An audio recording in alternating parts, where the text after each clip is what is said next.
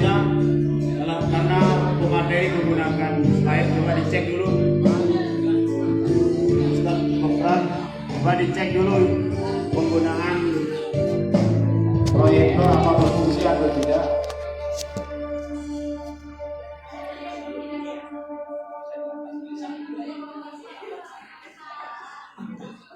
Baik, Bapak Ibu sekalian, Assalamualaikum warahmatullahi wabarakatuh.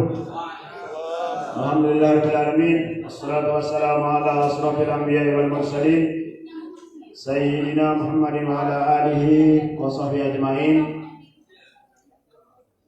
Amma ba'du. Untuk dimaklumi bahwa kaitannya dengan penyampaian materi pada pagi menjelang siang hari ini, kita menggunakan panel sekaligus 3 pemateri menyampaikan materinya secara langsung. Tinggal kita sepakati berapa menit penyampaian. Selanjutnya dilanjutkan dengan tanya jawab dari semua peserta.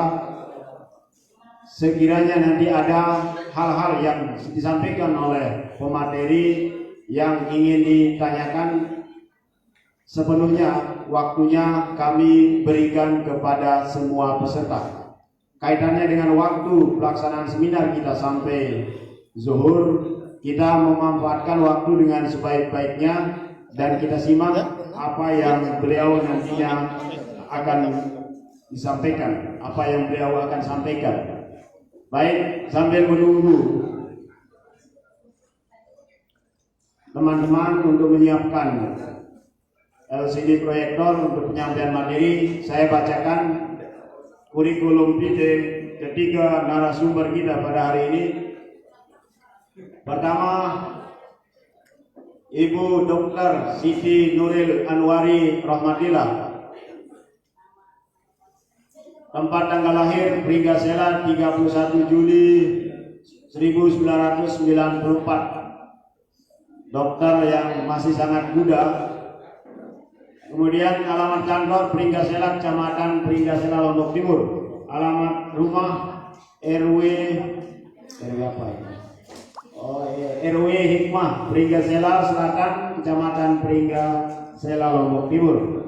Nomor HP, silakan kalau memang nanti ada yang ditanyakan kaitan dengan kesehatan dan lain-lain bisa men-save nomor Ibu Dr. Nuril 087 873 020 255 087 873 020 255 087 873 020 255. Kalau dibaca 3 digit biasanya cepat dicerna.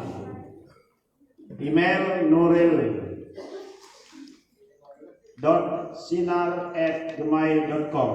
Kalau Nurilnya nanti dilihat di sana ya, soalnya tidak boleh salah kalau ini. Riwayat pendidikan SDN 6 Pringgasela, Lombok Timur, SMPN 1 Pringgasela, MA Muallimat NW Pancor, Fakultas Kedokteran Universitas Mataram, profesi di RSUD Provinsi NTB.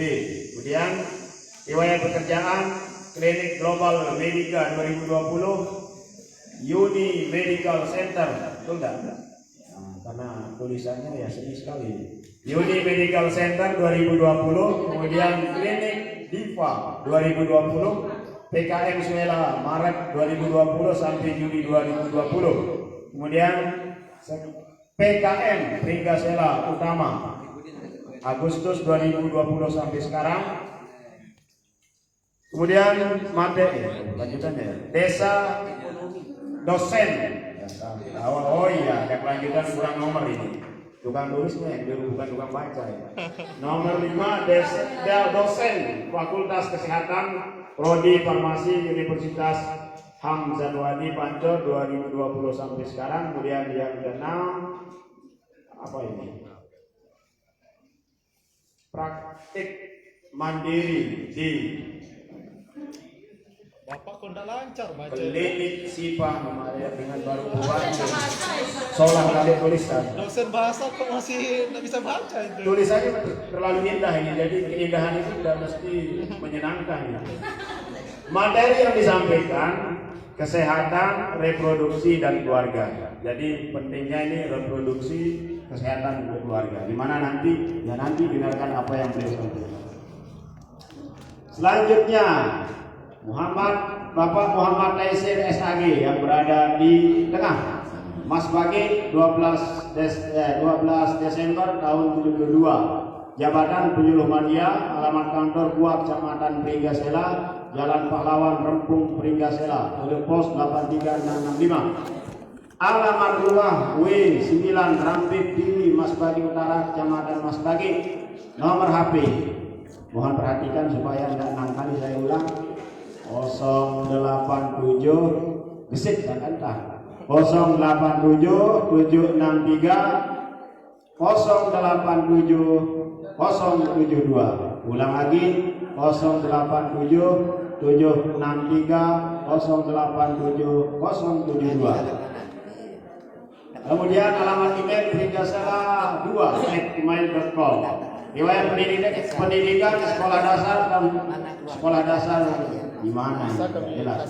Sekolah dasar entah di mana tahun 1986. SMPN 2 Mas Bagi tahun 1989. Madrasah Aliyah Ponpes Wali Songo Jawa Timur tahun 92. Perguruan tinggi juga entah di mana, nanti kita tanyakan tahun 97. Riwayat pekerjaan PAI 2 Kecamatan Sikur, PAI Depak Kabupaten Lombok Timur, PAI 2 Kecamatan Suhaila, PAI 2 Kecamatan Pringgasela, PAI 2 Kecamatan Truak, PAI 2 Kecamatan Wanasaba, PAI 2 Kecamatan Mundung Gading, PAI 2 Kecamatan Pringgasela. Materi yang akan disampaikan pengelolaan keuangan keluarga. Nah, semuanya penting. Jadi bagaimana kita mengelola keuangan supaya kita tidak begejuh bersama istri, nanti Bapak Haji Muhammad Taisir yang akan menyampaikan. Makanya jangan kemana-mana, keluar sebelum waktunya berakhir. Selanjutnya Bapak Eril Wandi, TT Batu 20 Mei 80, pemateri termuda kedua setelah di samping saya. Sekjen, jabatan Sekjen IPIKB Lontim. Betul enggak ini? Nah, nanti dijelasin. Alamat kantor DP3 AKB Lombok Timur. Kemudian alamat rumah TT Batu Sikur. Nomor HP 082 401788. Ini masalah pil ini ya. Masalah pil KB biasanya. Nah, nanti kita lihat apa kira-kira materi yang akan disampaikan. Pokoknya tenang saja, ketika pemateri kita sudah siap. Cuma kopi saja ini ada ini di mana nanti. Mudah-mudahan tidak ngantuk. Riwayat pendidikan SD TT Batu, saya kira ITB dari ada enggak SD ITB, ternyata TT Batu. SMPN 3 Sikur, kemudian MAN Selong tahun 98 dan STAIN Mataram 2002. Riwayat pekerjaan Dinas Pendidikan Kabupaten Lombok Timur, kemudian Sekdes di TT Batu, Camat Sikur, kemudian BKKBN NTB. Materi yang akan disampaikan mengelola konflik dan membangun ketahanan keluarga. Ya. Pasti semua kita pernah konflik di rumah tangga. Yang termasuk Pak Ketua DPD sering konflik karena sering selfie sendiri. Sehingga bagaimana mengelolanya supaya menjadi baik? Mari kita simak penyampaian dari ketiga pemateri kita pada hari ini. Kami ulangi, Bapak Ibu pemateri, kita menggunakan panel dan maksimal antum menyampaikan 20 menit, paling lama 20 menit. Berarti kita punya waktu sekitar 60 menit, setengah jam untuk penyampaian materi itu, lalu diberikan tanya jawab sepenuhnya bagi semua peserta.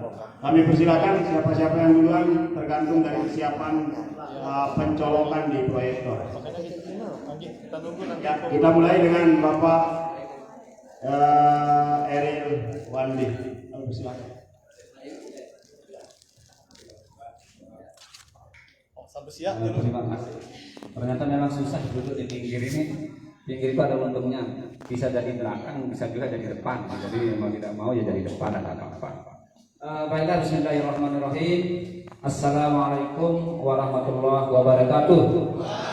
Assalamualaikum. Alhamdulillahirrahmanirrahim. Wassalatu wassalamu ala asrafil anbiya'i wal mursalin wa ala alihi wa sahbihi ajma'in. Amma ba'du. Allahumma shalli ala sayyidina Muhammad wa ala ali sayyidina Muhammad.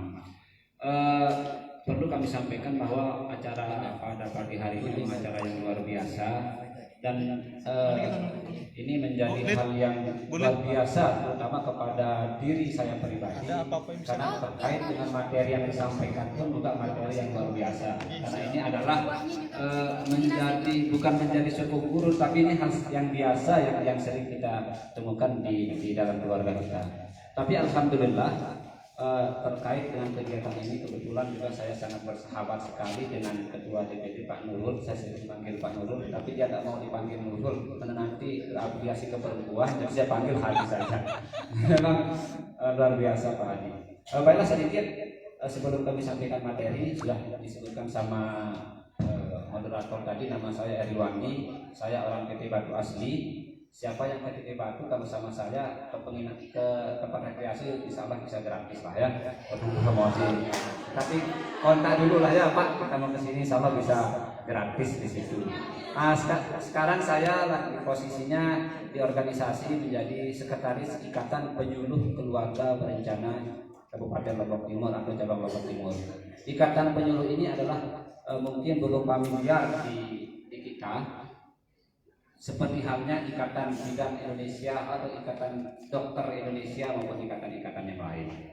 Oleh karena itu saya sekaligus sebagai Sekretaris Jenderal IPKB Kabupaten Lombok Timur dalam hal ini memberikan informasi tentang materi yang kami sampaikan dan nanti apabila ada kegiatan-kegiatan ustazah di lokasi masing-masing, kami memiliki sekitar 150 tenaga lapangan yang tersebar di Kabupaten Lombok Timur yang memiliki binaan desa masing-masing. Ketika butuh materi terkait dengan program Bangga Bencana, pembangunan keluarga dan keluarga berencana itu bisa menghubungi penyuluh KB masing-masing yang ada di wilayah desa masing-masing. Insya Allah tidak perlu membayar mereka untuk sekedar menyampaikan materi atau memberikan penyuluhan karena mereka itu adalah seperti itu tanggung jawabnya.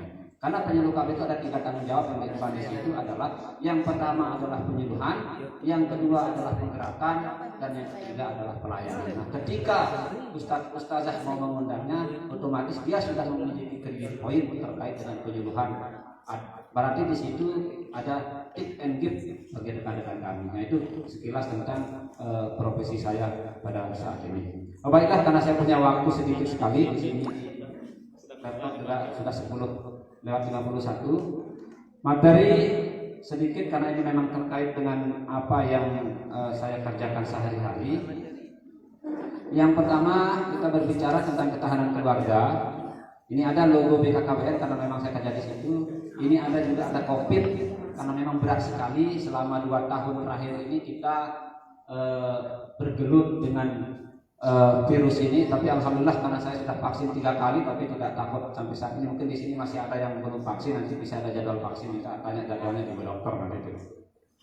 Selanjutnya ini kita lanjut, ada logo. Ini ada ibu bapak, ada anaknya. Ini pesan sponsor ya. Ini namanya pesan sponsor. 2 anak lebih sehat sekarang tagline-nya di BKKBN karena dulu itu 2 anak cukup. Tapi dia sponsor. Tapi kalau mau lebih pun juga tidak ada masalah. Jadi jangan salahkan saya, ini Pak Eri menurut kita punya 2 anak cukup saja, tidak. Ini hanya pesan sponsor jadi perlu saya sampaikan. Lanjut. Nah, terkait dengan ketahanan keluarga ada beberapa yang harus kita garis bawahi. Yang pertama, terutama terkait dengan pengertiannya. Ini berdasarkan Undang-Undang Nomor 10 Tahun 1992 dijelaskan bahwa ketahanan keluarga adalah kondisi dinamika suatu keluarga yang memiliki keuletan dan ketangguhan serta mengandung kemampuan fisik, material, dan psikis, mental, spiritual guna hidup mandiri, mengembangkan diri dan keluarga untuk mencapai keadaan harmonis dalam meningkatkan kesejahteraan lahir dan batin. Mudah-mudahan ketika kita memahami tentang definisi ini bisa kita aktualisasikan. Terutama ada yang saya bold di situ, harmonis. Ini pertanyaan yang sering terlintas di benak kita, tetapi sulit kita aktualisasikan. Apa itu harmonis sendiri? Keluarga harmonis adalah masing-masing anggota keluarga dapat bersama-sama menyelesaikan permasalahan yang terjadi secara sehat dan efektif. Dibutuhkan peran serta seluruh anggota keluarga untuk mengatasi konflik yang sedang terjadi. Nah, artinya di sini dituntut adanya kebersamaan. Karena bagaimanapun proses menyatukan dua insan itu adalah untuk menuntut proses kebersamaan di situ. Nah, artinya ketika ketahanan keluarga ini sudah bisa diaktualisasikan, tentunya akan berlanjut kepada keluarga harmonis yang kita harapkan. Lanjut.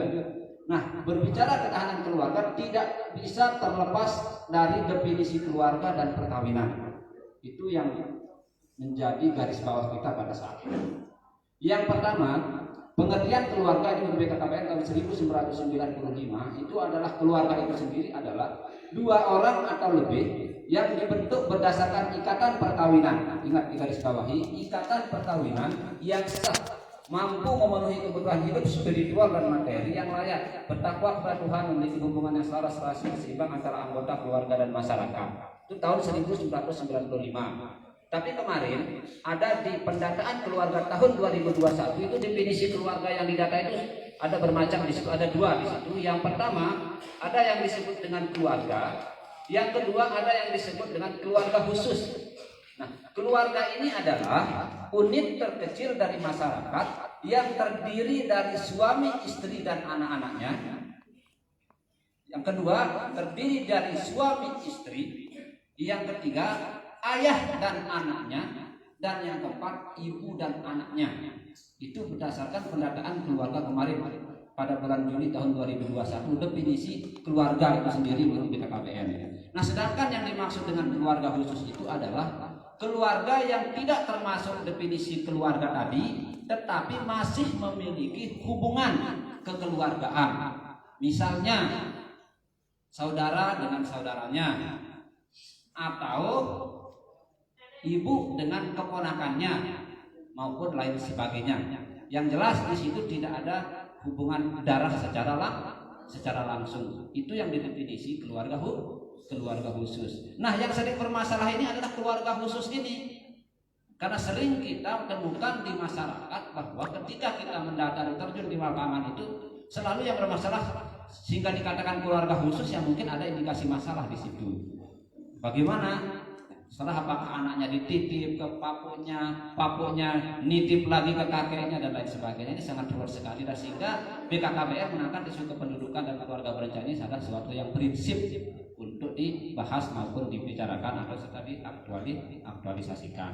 Nah, selanjutnya perkawinan itu sendiri ini berdasarkan Undang-Undang Perkawinan nomor 1 tahun 1974. Nanti dari Departemen Agama lebih banyak menjelaskan itu, tapi ini ada pengertiannya adalah ikatan lahir batin antara seorang laki-laki dengan seorang perempuan sebagai suami istri dengan tujuan membentuk keluarga rumah tangga yang bahagia dan kekal berdasarkan ketuhanan yang Maha Esa. Ini definisi perkawinan berdasarkan Undang-Undang Perkawinan nomor 1 tahun 1974. Nah, terkait dengan perkawinan ini, kami di program BKKBN itu sekarang tidak semau gue untuk mau menikah atau kawin, dan mudah-mudahan kami di BKKBN Pusat itu sedang membangun komunikasi sama Kementerian Agama terkait dengan salah satu syarat mendaftar pernikahan itu harus adanya sertifikat siap nikah. Nah, di BKKBN itu sekarang lagi tren ini ada aplikasi El-Simil. Nah, ketika mendownload aplikasi El-Simil oleh calon pengantin dan dia mengisi kuesioner di situ, nanti dari hasil sana akan muncul screening. Apakah Anda sudah ideal untuk menikah atau tidak? Sehingga menikah pun tidak sembarangan. Kemungkinan nanti ketika sudah mendapatkan sertifikat itu, bisa jadi itu menjadi salah satu lampiran berkas administrasi yang bisa diajukan untuk memperoleh buku nikah di Kementerian Agama. Mudah-mudahan nanti bagaimana komunikasinya itu salah satu programnya. Nah, ini yang seru nih. Dari beberapa referensi yang saya baca, ini masalah keluarga ini memang sudah luar biasa banyak sekali, mungkin ada puluhan, ada 30-an dan lain sebagainya. Tapi setelah saya baca ada beberapa hal yang saya ambil, ini hanya fokus kepada 6 saja. Nanti solusinya ada di bawah. Sedikit, yang pertama adalah penghasilan. Ini terkait dengan penghasilan, sering kita mendengar orang mengatakan begini. Ini yang sering sederhana, tetapi bagi laki-laki ini sangat menyakitkan. Kenapa saya bilang begitu? Apa begini saatnya ibu-ibu itu mengatakan, kalau penghasilnya istri ya untuk istri, kalau penghasilnya suami ya juga untuk istri, tidak pernah ada untuk suami. Nah, atau gajinya istri ya untuk istri, gajinya suami juga untuk istri. Nah, kalau bahasa ini sering dimunculkan, nanti sedikit tidak akan menimbulkan rasa bagaimana gitu kepada yang cowok-cowok. Nah, ini yang harus diantisipasi, sehingga ibu-ibu yang sudah menjadi wanita karir dan usaha penghasilan sendiri lebih baik diam, jangan terlalu membicarakan hal-hal seperti itu. Karena pada hakikatnya laki-laki itu siapa sih yang tidak ingin membahagiakan pasangan hidupnya? So sweet banget kan? Nah, itu yang perlu. Itu yang pertama. Selanjutnya yang kedua terkait dengan anak. Anak ini tidak punya anak masalah, punya anak pun masalah.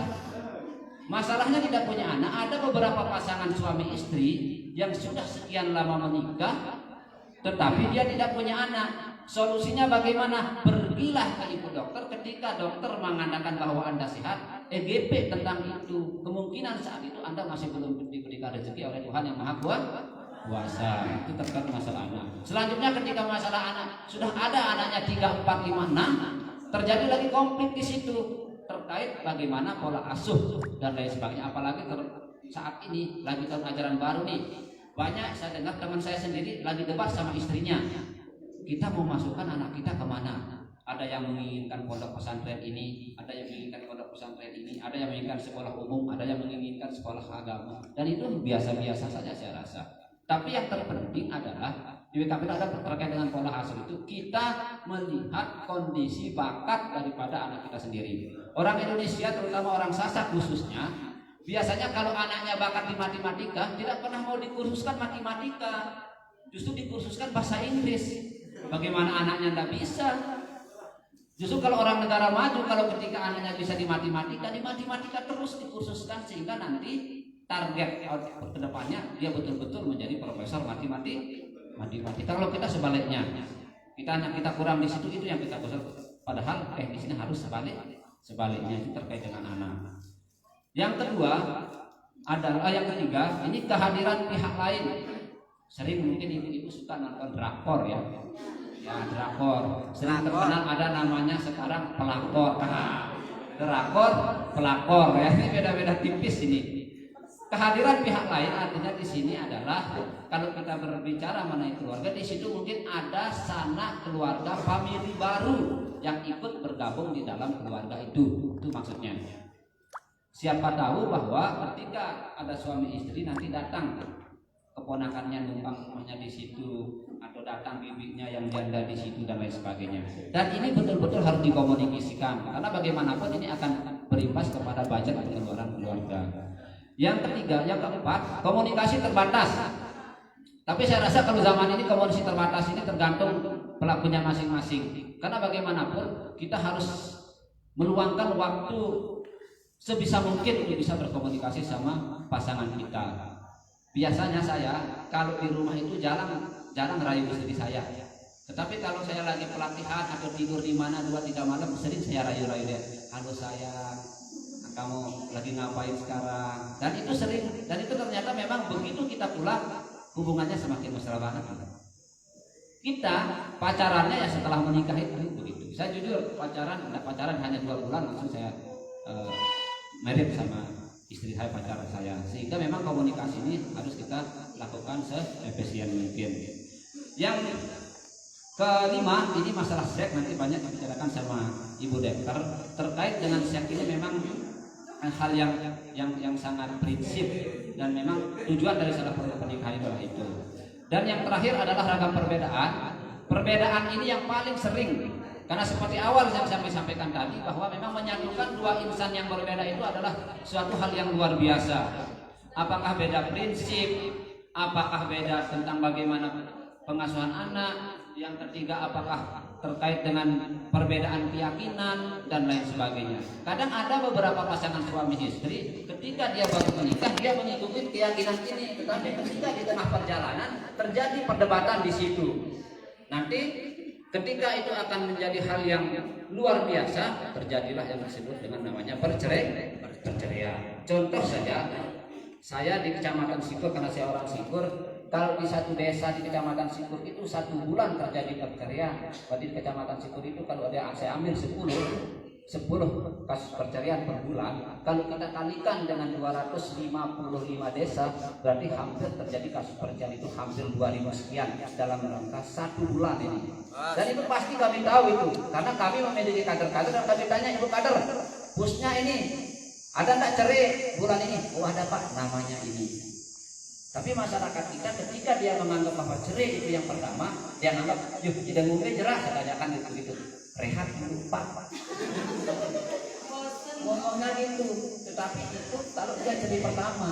Tapi nantilah dari agama lebih banyak tentang itu. Lanjut. Nah ini ada beberapa solusi yang bisa kami berikan terkait dengan masalah yang kami sebutkan tadi. Ini kehadiran pihak lain, kami dalam seri ini keterbukaan adalah soal utama. Sebaiknya bicarakan dulu siapa yang kami bantu agar saling curiga dasar kesepakatan. Artinya untuk bantuan keluarga harus saling memahami. Nah posisinya di sini adalah ketika kita suami istri, saya kan punya orang tua. Ketika mungkin saya ingin memberikan orang tua saya uang, jangan saya berikan ke nenek, kasih istri, lebih kamu berikan ke bapak. Nanti begitu juga sebaliknya, saya kak kasih berikan ke ibu, nah, supaya saling silang. Di situ ada hal yang harus kita bicarakan sebaik mungkin. Ini tidak nyebuk lah, karena si mau ini malah yang sering terjadi beli ikat tampon gaji 100.000 di bawah badan berbayar atas saya ribu dan kalau belum kita hapus kita sobek daftar harganya ketahuan kelahi sudah itu biasa ya. Selanjutnya ini terkait dengan penghasilan. Ini cobalah bijaksana dan saling mengerti satu sama lain, saling menghargai satu sama lain walaupun penghasilan setiap pasangan berbeda. Syukuri keadaan ekonomi saat ini dan ini akan lebih baik. Dan yang paling mantap yang harus kita lakukan terutama ini buat suami-suami, istri itu harus mengatakan begini. Aku wanita yang tidak akan meninggalkanmu di saat kamu lagi susah. Aku juga tidak akan meninggalkanmu di saat kamu tidak punya apa-apa. Tapi aku akan meninggalkanmu di saat kamu tidak bersyukur memiliki aku. Jadi bapak-bapak harus cari suami istri yang seperti ini, insya Allah lah. Ya, sesuai banget. Jadi memang perempuan itu ya seperti itu begitu. Lanjut.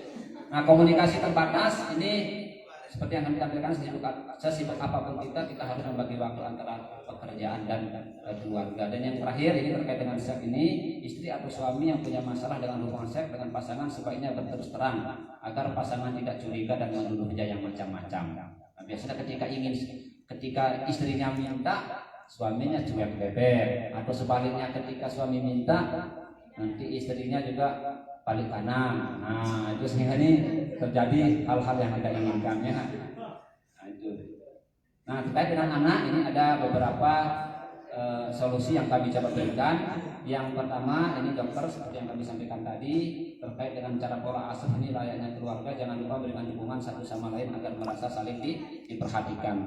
Dan cara sasak ini yang sering terjadi. Muna tesili pembea isi amanah inanam belaya. Muna tesili isi inana amanah berbeda. Nah ini hal yang sering terjadi. Oleh karena itu selayaknya keluarga jangan lupa memberikan dukungan satu sama lain. Ketika dimarah oleh ibunya, ada bapaknya yang lebih baik. Oh iya, benar apa yang dikatakan ibumu itu. Coba aku namanya jadi boleh berkata dan lain sebagainya. Nah, itu artinya memberikan dukungan. Nah, ini ragam perbedaan biasa. Nah, dan perlu diingat oleh setiap pasangan bahwa ingatlah selalu bahwa kegagalan adalah pelajaran yang dipetik, sedangkan sukses adalah pelajaran yang diterapkan. Ini yang menjadi harus kita ingat oleh setiap pasangan. Karena bagaimanapun ketika kita berumah tangga tidak mungkin tidak ada hal-hal yang gagal di situ. Tetapi hal-hal gagal itu harus kita petik. Sementara hal yang sudah kita lakukan dan itu membuat kita menjadi keluarga sakinah mawaddah warahmah, itu harus tetap kita terapkan. Nah, terkait dengan itu Dan saya di program BKPN itu di tahun 2020 sampai 2024 ada peningkatan ketahanan keluarga dan keluarga. Ini adalah salah satu arah strategis daripada program Bangga Kencana itu sendiri. Artinya tadi sempat Pak Ketua mengatakan bahwa banyak TPG-TPG kita yang ada di setiap masjid itu, kenapa tidak bisa dia berkolaborasi dengan PAUD yang ada di situ, bisa berkolaborasi dengan bina keluarga balita yang ada di situ dari BKKBN, bisa juga dengan berkolaborasi dengan TPD yang ada. Salah satu arah kebijakannya di situ adalah yang disebut dengan holistik integratif. Tidak ada masalah warga TPI menjadi anak PAUD, begitupun juga sebaliknya. Dan memang itu yang diinginkan pemerintah begitu. Terutama TPG-TPG mungkin yang peserta didiknya atau yang santrinya usia 2 sampai 6 tahun, karena bisa dia pakai kelas sore maupun kelas pagi. Nanti kita komunikasi terkait dengan itu. Nah, yang terakhir di BKKBN itu sendiri untuk membangun kenalan keluarga itu, ini yang coba kami tawarkan dari zaman dulu, yaitu adalah bagaimana penerapan 8 fungsi keluarga itu sendiri. Insya Allah ketika 8 fungsi keluarga ini bisa diterapkan, ketahanan keluarga seperti pengertian sejak awal tadi itu bisa kita laksanakan. Artinya bahwa kita berbicara kepada individu kita sendiri. Kalau tidak salah dulu, karena saya orang jurusan biologi, sempat saya ingat pelajaran di biologi itu ada beberapa fungsi organ, sistem organ yang membentuk individu kita sendiri. Kalau tidak salah 7 sampai 8, mulai dari fungsi reproduksi dengan sampai fungsi-fungsi pernapasan yang lain. Ketika salah satu fungsi itu sendiri tidak berfungsi di tubuh kita, otomatis kita akan sakit di situ. Nanti banyak oleh ibu dokter. Nah, oleh karena itu BKKBN itu juga memberikan solusi yang terbaik dengan menerapkan 8 fungsi keluarga itu sendiri. Yang pertama adalah fungsi agama. Kenapa fungsi agama ini penting? Karena kita sebagai manusia yang terlahir dan beragama, ini adalah menjadi kebutuhan dasar setiap manusia, di mana tempat pertama ditanamkan nilai-nilai agama itu adalah melalui keluarga. Nanti di Departemen Agama juga bisa mencari jodoh pun yang paling utama itu adalah agamanya, bukan hartanya. Nah, sehingga BKKBN mengangkat fungsi yang pertama dan utama itu adalah fungsi agama. Nah, di sini ada beberapa saya kutip tadi malam itu tentang penciptakan ketenangan jiwa antara suami istri, itu ada di dalam Al-Qur'an surat Ar-Rum ayat 21 dijelaskan ayatnya. Dan selanjutnya untuk menyalurkan kebutuhan biologis itu dijelaskan dalam surat An-Nisa ayat 1. Seperti itu. Nah, ini adalah yang coba kita bangun di program keluarga berencana di BKKBN sebagai solusi alternatif untuk menjaga ketahanan keluarga itu sendiri. Lanjut. Nah, selanjutnya yang kedua, fungsi sosial budaya. Nilai budaya yang menjadi panutan perlu ditanamkan pertama kali dalam keluarga, sehingga fungsi sosial budaya sangat berperan penting dalam membekali anggota keluarga dalam berinteraksi, beradaptasi hingga bersosialisasi dalam masyarakat. Ini adalah fungsi sosial agama. Selanjutnya, fungsi cinta kasih. Yang dimaksud dengan fungsi cinta kasih di sini adalah dapat diwujudkan dalam bentuk memberikan kasih sayang dan rasa aman serta memberikan perhatian di antara sama anggota keluarga. Hal ini menjadikan keluarga sebagai landasan yang kokoh untuk setiap individu dalam menunjukkan hidup yang penuh cinta kasih. Ya, sering-seringlah rayu istrinya, mentang-mentang istrinya sudah kepala 3, malas dilus-lus kepalanya. Begitupun juga ibu-ibu, mending suaminya sudah kepala 5, malas digerut-gerut kakinya. Nah, ini supaya fungsi cinta kasih ini betul-betul diterapkan dan begitu juga sebaliknya. Selanjutnya, fungsi perlindungan. Di sini fungsi perlindungan adalah jika keluarga berfungsi dengan baik, maka keluarga akan mampu memverifikasi fungsi perlindungan sebagai anggotanya serta dapat mengoptimalkan tumbuh kembang anggota keluarga, melindungi setiap anggota keluarganya aman dan nyaman dari hal-hal yang tidak menyenangkan. Nah, di sini adalah merupakan power dari sang kepala keluarga. Karena bagaimanapun kita ada permasalahan yang terkait dengan keluarga kita, tanggung jawab penuh di situ adalah kepala keluarga itu sendiri. Dan selanjutnya fungsi reproduksi. Nah, di fungsi reproduksi ini terkait dengan mengharapkan keturunan dengan penuh perencanaan fungsi reproduksi, berarti secara menyeluruh artinya fungsi reproduksi dalam keluarga termasuk seksualitas serta pendidikan seksual bagi anak. Ini masih jujur saja di beberapa desa yang saya kelilingi ketika saya wawancara atau ketika saya melakukan KIE, itu jarang ibu-ibu atau bapak-bapak curhat tentang fungsi reproduksinya kepada kami. Padahal setelah kita intip-intip dia bermasalah di situ. Malu dia, malu. Memang ini sudah kami pahami itu malu. Tapi kadang kalau malu itu juga sulit diutarakan, akan nanti akan terjadi hal-hal yang lebih parah lagi. Tapi paling tidak ya, kalaupun tidak berani terus terang ya lewat HP saja sekarang kan bisa pakai. Nah, terkait dengan produksi ini, terutama terkait dengan perencanaan memiliki anak, kami menawarkan di situ ada perencanaan anak itu hindari yang disebut dengan 4T. Yang pertama, terlalu muda, terlalu tua, terlalu banyak, dan terlalu dekat. Kenapa kita hindari 4 terlalu ini? Kalau dia terlalu muda, salah satu penyebab faktor perceraian tinggi adalah menikah di bawah umur. Sekarang menurut Undang-Undang Pada Dasar 1944 itu masih 16 tahun ya Pak Ustaz? Yang dulu 16. Ya, kalau sekarang kan sudah naik dia menjadi 19. Nah, artinya kalau di BKKBN beda lagi. Dia itu kalau laki-laki 25 dan perempuan itu 21. Nah, sehingga karena apa? Menganggap bahwa umur itu adalah umur yang ideal untuk menikah. Contoh, ada nama dosen saya dulu Pak Dr. Liwa Ilhami waktu saya di kampus. Dia dosen pertanian, morfologi tumbuhan kalau salah. Dia memberikan saya umpamanya begini. Ini ada buah kelapa.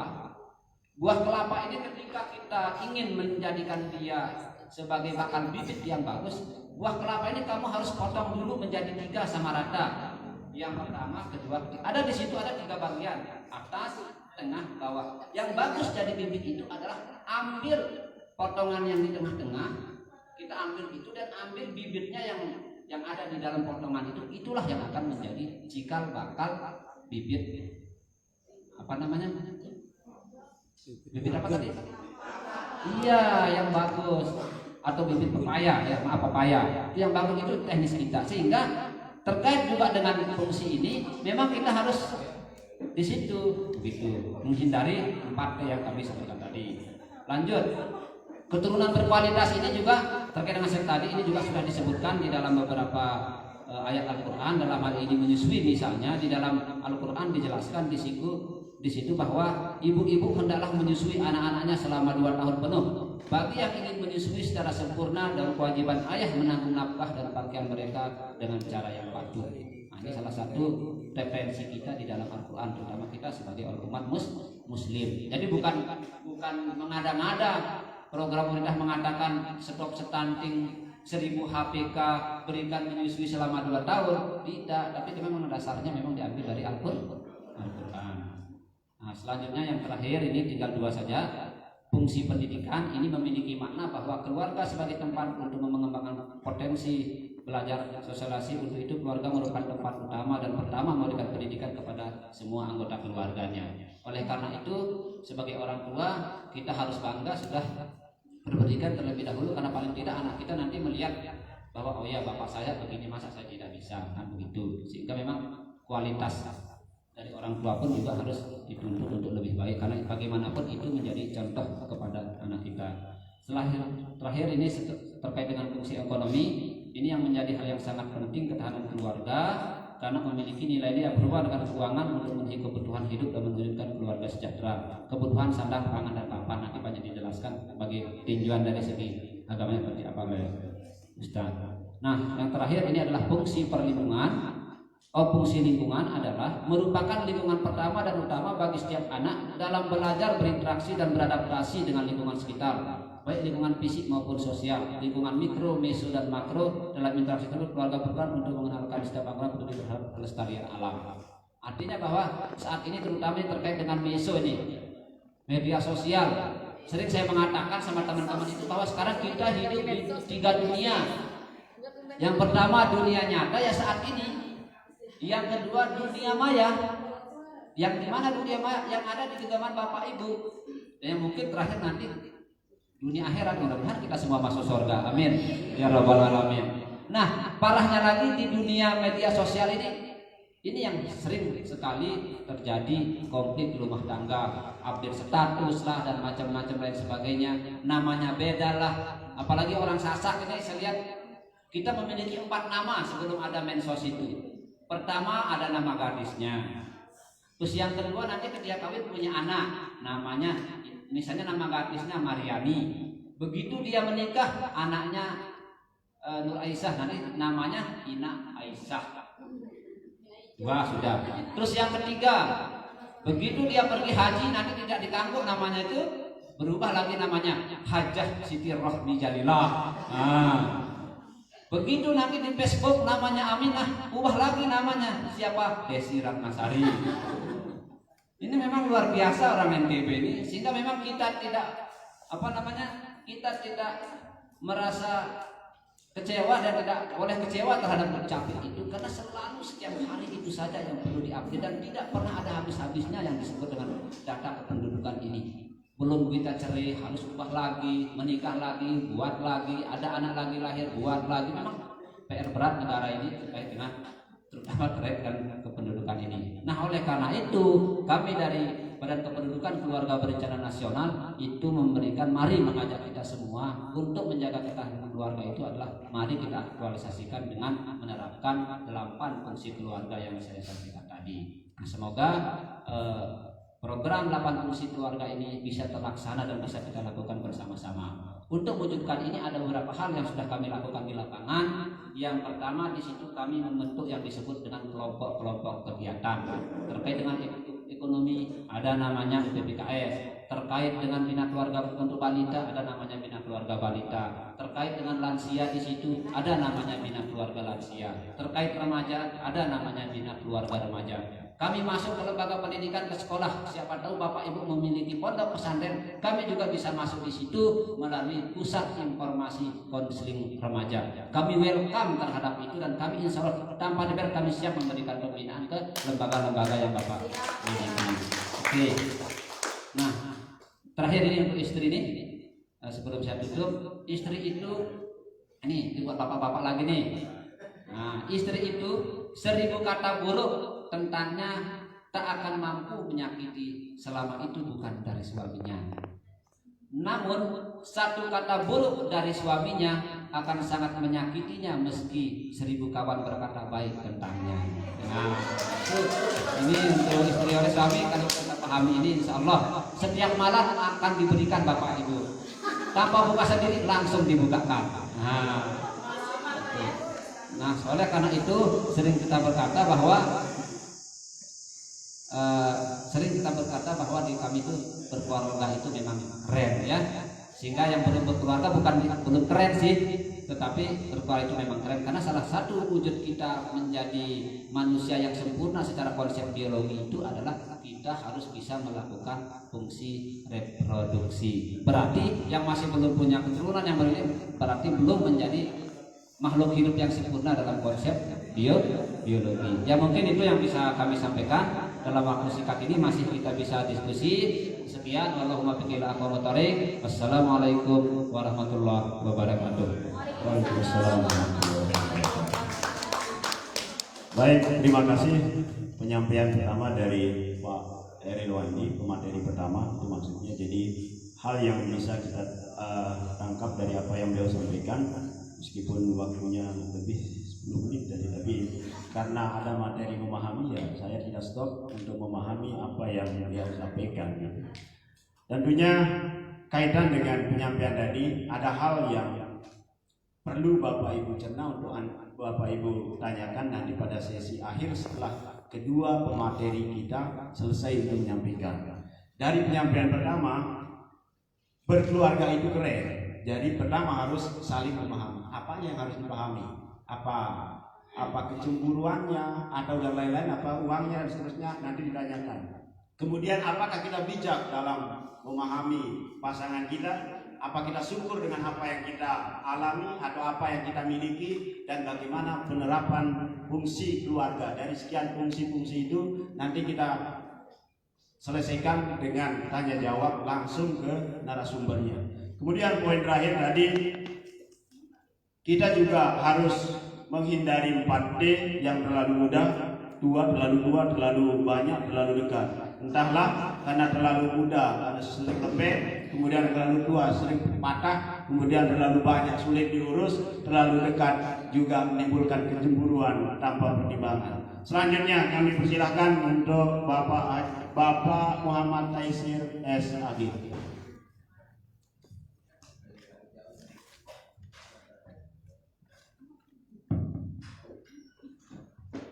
Ya, 20 menit.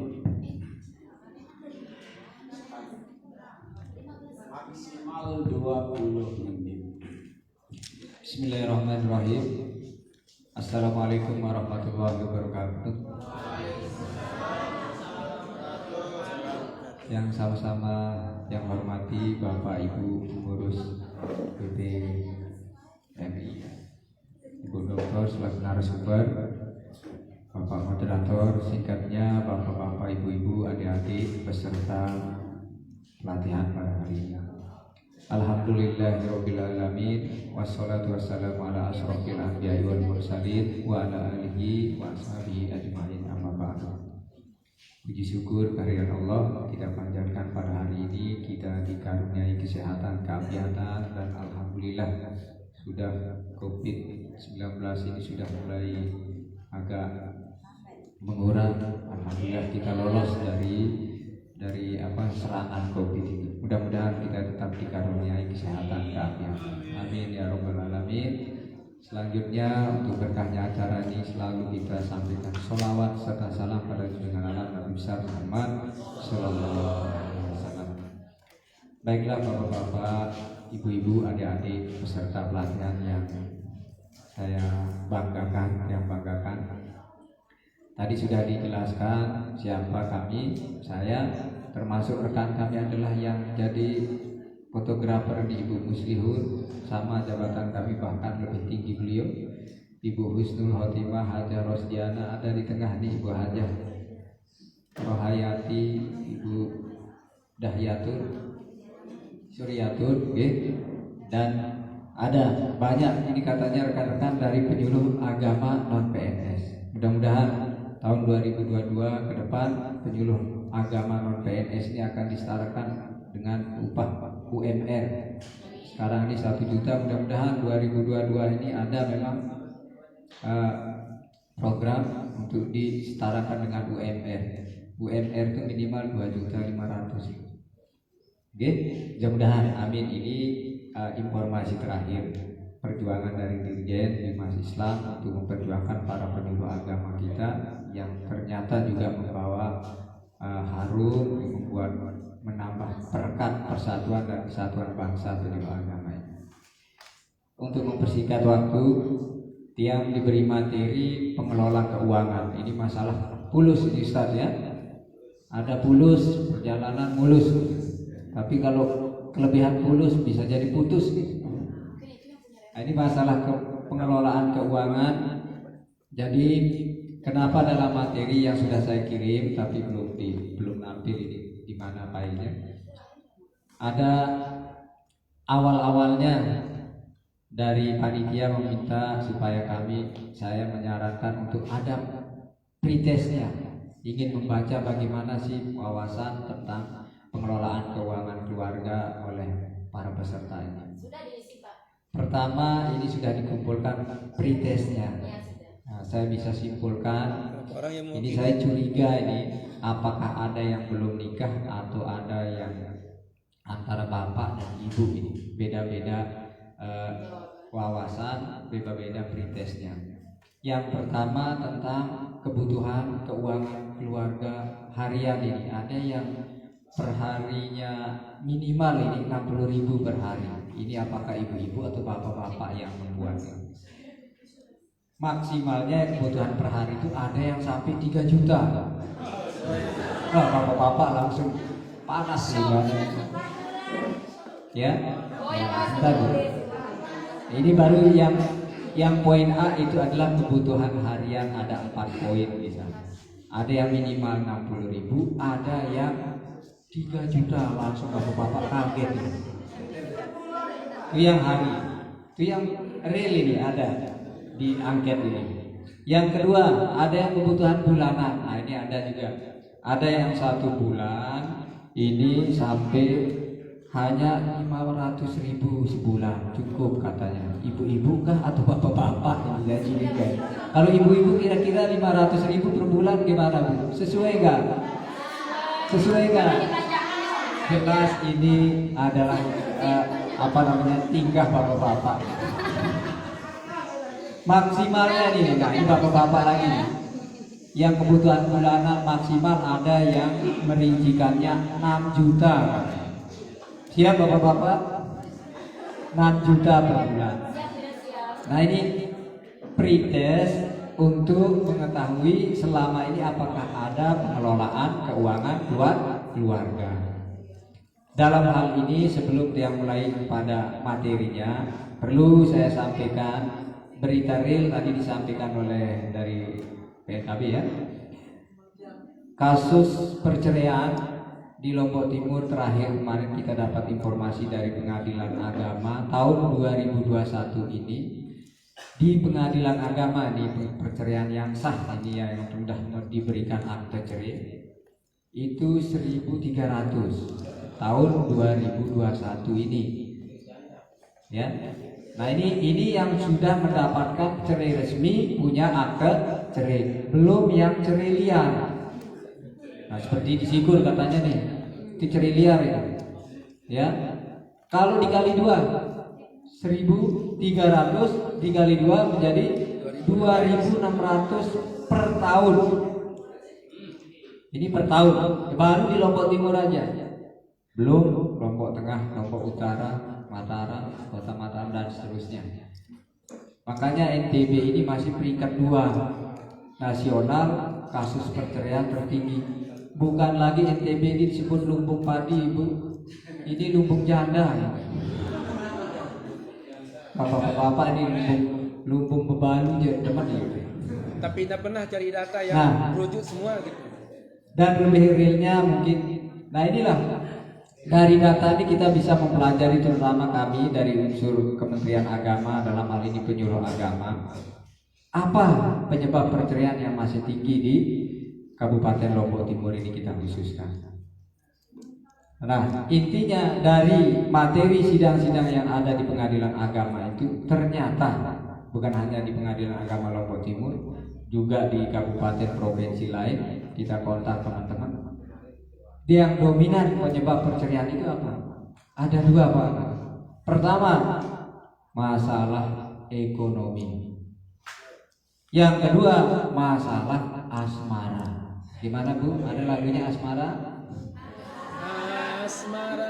Antara ekonomi dan asmara inilah penyebab banyak olehnya rumah tangga kalangan elit, menengah sampai kalangan bawah. Berapa banyak kalangan elit, entah artis, pejabat, oleh ekonominya mapan, tertata, penghasilan luar biasa, kok bisa oleh rumah tangganya?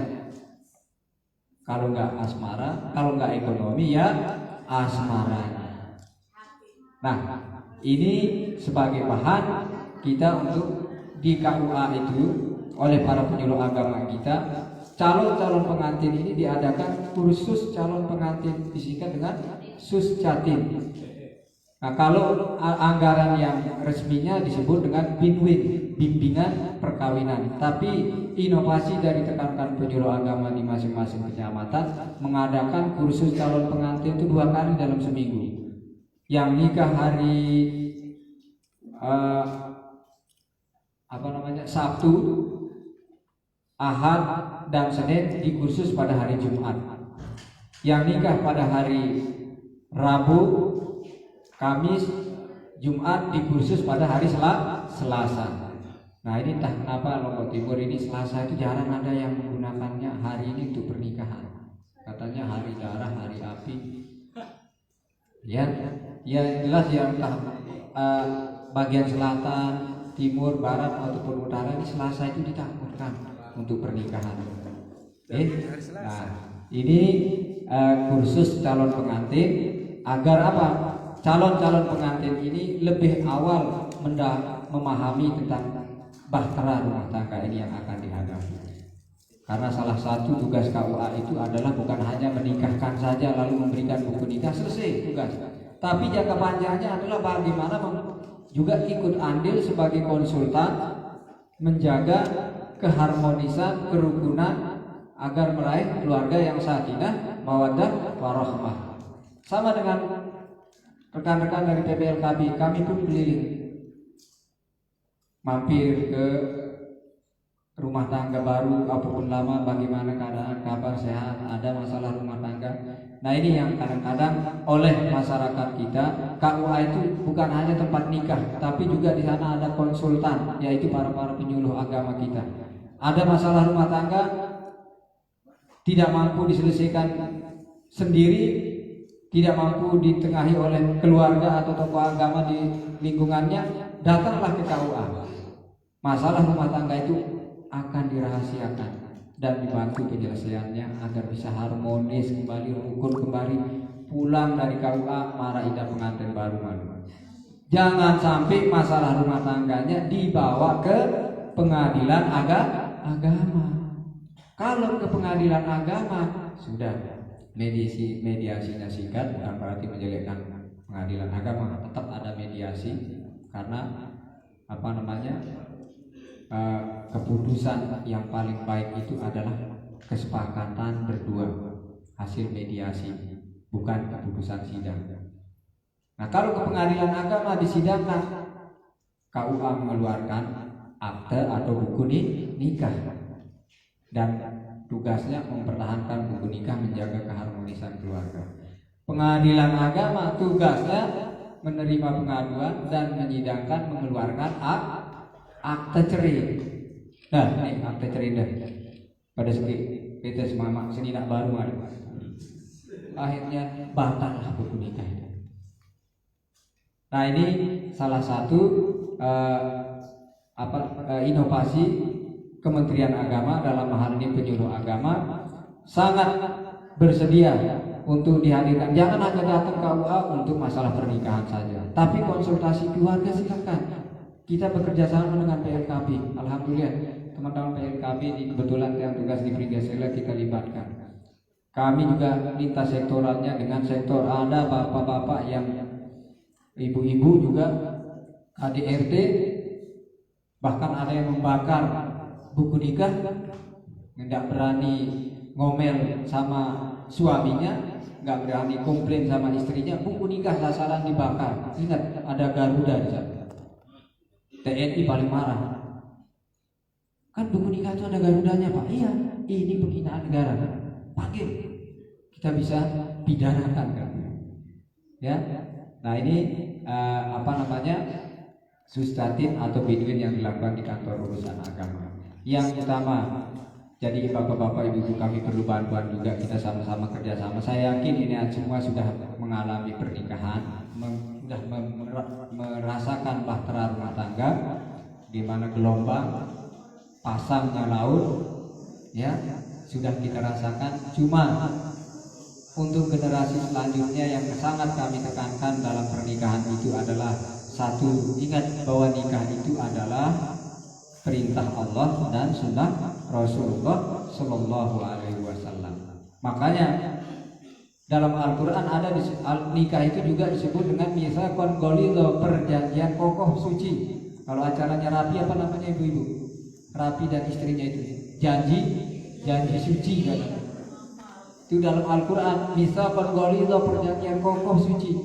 Ada 3 kali dalam Al-Quran mitsaqon ghalidha itu disebut. Pertama dalam surah Al-Ahzab ayat 7, bagaimana Allah berjanji kepada para rasulnya untuk menjamin keselamatannya, kesejahteraannya dunia dan akhirat. Yang kedua dalam surah An-Nisa ayat 115, antara Nabi Musa dan umatnya. Yang terakhir adalah tentang masalah pernikahan ini, mitsaqon ghalidha, perjanjian suci antara hamba Allah yang laki dan perempuan, perjanjian kokoh suci.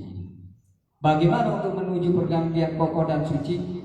Satu, sucikan niat nikahnya. Jangan nikah karena rupa saja. Jangan nikah karena materi saja. Kita diberikan pilihan dalam hadis Rasulullah, nikahilah perempuan itu ada 4 kriteria katanya. Pertama agama, kedua nasab, kemudian hartanya, kemudian Kecantikan. jamaliah dan kecantikannya. Yang 3 ini sebenarnya ujian, Pak. Ujian akidah yang utama adalah lidiniha tentang bagaimana agamanya, akidah akhlaknya. Kalau hanya mengandalkan kecantikan dan materi, ibu-ibu ini sekarang cantik-cantik, nggak tahu nanti punya anak 1, 2, bodinya makin bertambah berat. Dulu kembang desa, sekarang jadi kembung desa. Kalau istrinya rupanya sudah mulai menurun, beratnya sudah meningkat, rupanya menurun, beratnya meningkat, kembung desa nih. Kayaknya kembung desa itu banyak di desa ini kan banyak senam-senam ya. Senam ibu desa ini kembung desa doang. Ya, sehat jantung bagus. Ya, bagus. Nah, ini kalau sudah menurun rupanya, apalagi sudah beratnya makin bertambah, tidur nekerok eloran, masya Allah. Di nebani bapak-bapak kan gini alokan tidur sini kerok eloran, masya Allah. Ketiga sekodehan. Kalau hanya rupa, jangan senyum aja bapak-bapak. Bapak-bapak sekarang. Bisa diganti juga. Bapak-bapak ya sekarang tangguh, kokoh. Dia akan kerja siang malam, musim apapun dia akan turun kerja mulai ya second bedam. Di punggungnya keringatnya gak pernah diusap, akhirnya tergambar pulau NKRI di sana panonya. Girang sakit keng, lemah, gigi berkurang, rambut second duit. Bilang pegawai yang sejeluk sakit keng seminggu. Darah balut, apalagi darah kekuatan ibu-ibu. Ya, apakah suami yang dalam keadaan begitu sudah lemah penyakitan, ibu-ibu tega meninggalkannya? Darah balut. Kita doang semua masih kuatan. Percuma disenam, enges, dandan, tapi suami lemah.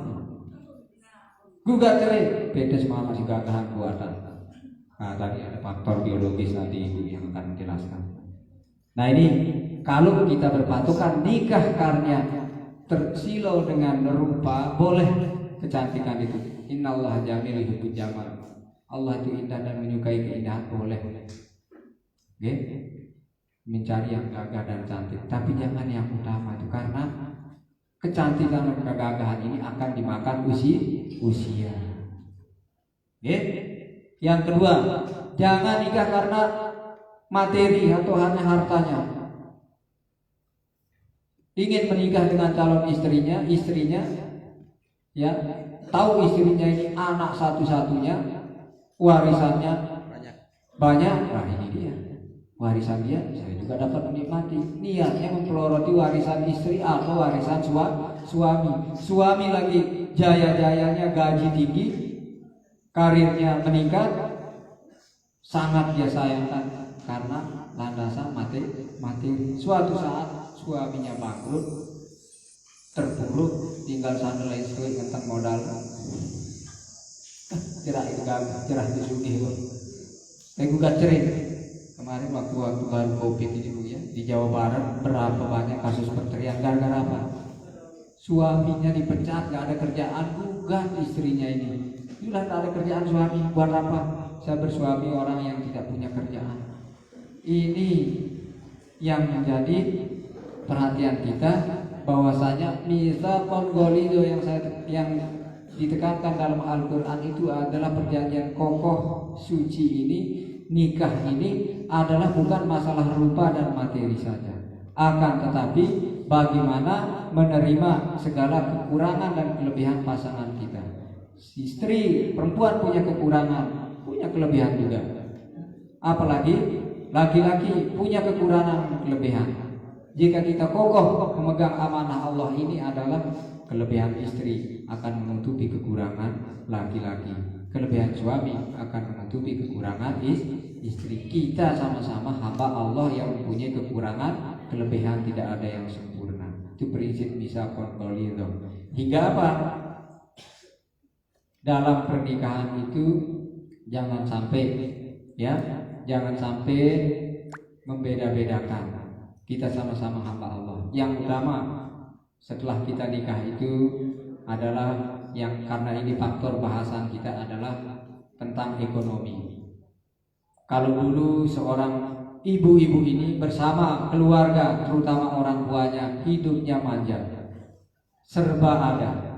Begitu sudah nikah, ingat Anda keluar dari manja dan serba ada bersama orang tua, Anda akan hidup bersama suami Anda dengan bahtera baru rumah tangga. Lain jauh dengan kaca dengan toanan di tebeng sesuatu yang dia inginkan, pura-pura nyelek di lawang, milik mangan anakku di milik buka lawang, bahkan pulang nginep ke temannya, orang tuanya gelisah, pulang kamu di mana, dek milik mau dibeli yang terus kene, kebelian doang anakku, enggak, orang tua namanya orang tua kasih sayangnya nggak pernah putus, terpaksa ngutang atau apa gadein cincinnya untuk memenuhi kebutuhan anaknya. Tapi saat bersama suami sudah berkeluarga, jangan sikapnya seperti itu. Rubah pola hidupnya, sesuaikan dengan pendapatan suami. Pendapatan suami 2 juta, ya gaya hidupnya 1.500.000. 500-nya simpan untuk kebutuhan mendadak, kesehatan dan yang lain-lainnya. Jangan sampai pendapatan suami 2 juta per bulan, gaya hidupnya 4, 5, 6 juta. Berikan dengan tutup ya Pak. Datang barongsai terpaksa. Ya, terpaksa jangan gadean.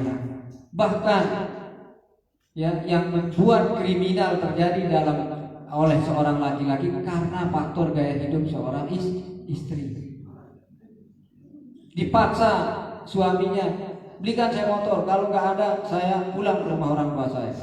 Nah, lebih baik tidak terbilin dengan senina. Ini memaksa. Tempo minggu ini tidak ada motor, saya pulang ke rumah orang tua saya. Nyelip. Nah, di sinilah akhirnya bisa jadi alternatifnya ada sepeda motor nganggur. Ya den si bapak-bapak. Demi istri tersayang katanya. Ya, istri tersayang. Adik tak nulis. Hasil ada tapi dari motor yang hasil curian.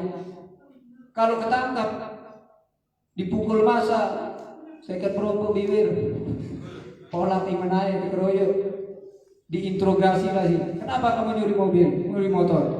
Anu Pak, anu apa? Saya khawatir istri saya pulang ingin punya motor. Astagfirullah. Berarti otak pelakunya siapa ini? Iya, penyebab dia kriminal adalah panggil istrinya. Ini penyebab dia membuat kriminal. Pada merebus kedua-duanya saya. Nah inilah. Dalam urusan ekonomi keluarga, sekali lagi, pertama kita harus bersyukur dulu. Pertama harus mandiri, laki-laki sebagai penanggung jawab nafkah. Begitu sudah sah akad nikahnya, barakallah wa barakatuhu wa jama'a bainakum bil khair, itu sudah menjadi tanggung jawab seorang suami. Bapak-bapak dari ujung rambut sampai ujung kaki ini adalah tanggung jawab bapak ibu, bukan lagi orang tua. Dia kelaparan, dosa Anda dan tanggung jawab Anda. Dia sakit, tanggung jawab Anda. Giliran istri sakit, boleh juga kah? Tidur oleh balik, dimak sehat, baik. Olah, bapak-bapak. Giliran istri sakit diserah ke bapak ibunya. Giliran sehat ya boleh teh. Kalau demi nama baik kita seorang laki-laki, pemimpin rumah tangga, jauh be anakku ke uli.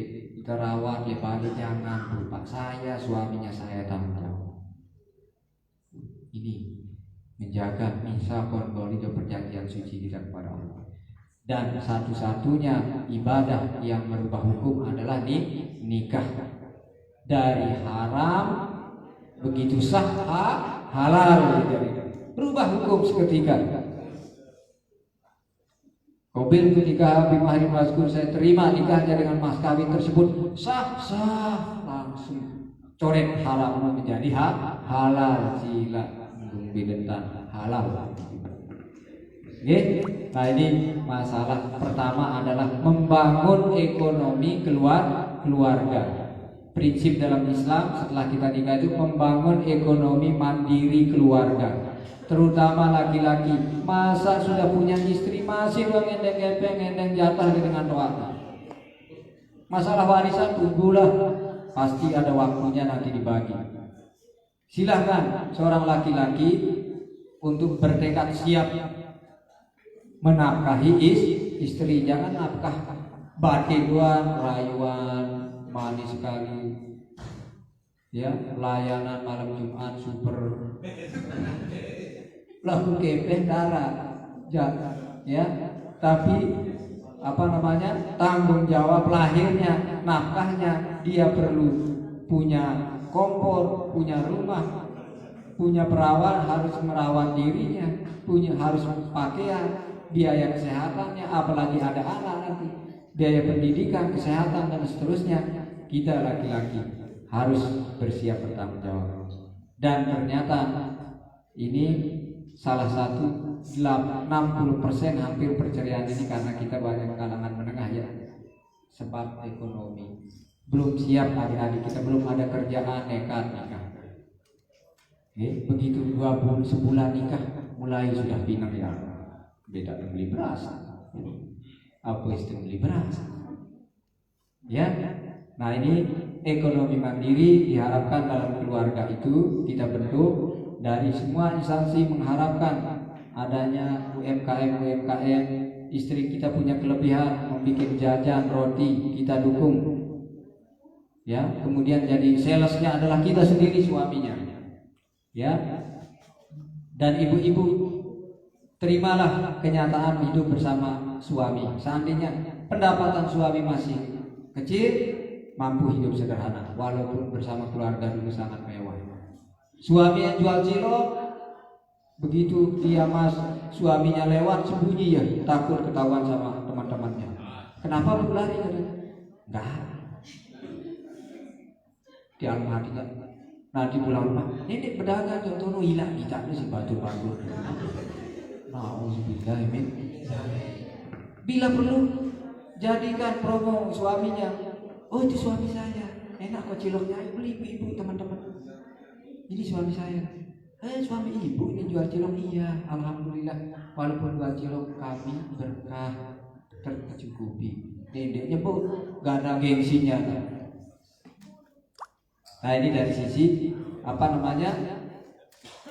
membangun ekonomi mandiri dalam keluarga, jangan bergantung terus kepada orang tua. Karena nikah itu selain mengurangi beban orang tua, mengurangi beban keluarga, bukan menambah beban keluarga apalagi orang tua. Yang kedua, dalam masalah pengelolaan ekonomi keuangan keluarga ini, carilah rezeki yang halal, rezeki yang halal dan baik untuk membahagiakan istri. Jangan cari kekayaan yang alternatif. Marah lagu cilokan no tidur le kubur lu jelut lu kelab meter nomor ada yang gelap sugih. Ada pemilihan pilkada, pilek, buat ikut taruhan, ngaduang manuk, judi. Ya, judi online apalagi ada sekarang, ikut. Carilah, Allah sudah menghalalkan, dan istiqomahlah dalam rezeki yang halal dan baik untuk istrinya, untuk keluarganya. Yang penting ibu-ibu, prinsip dalam Islam ekonomi keluarga itu adalah rezeki yang halal thayyibah. Dalam kurban nikah itu disebutkan fantihun nisa fa innahunna ya'tina bil man. Nikahilah perempuan yang kamu ridhoi, sungguh pernikahan ini akan membuka pintu rezeki. Masih kita jomblo itu ada salah satu hadis, 2 pintu rezeki kita terbuka. Begitu sudah nikah terbuka tambah 6 lagi. Dari mana yang 6? 2 lagi dari niat suci pernikahannya. 2 lagi berkah keluarganya, terutama orang tuanya. Oke?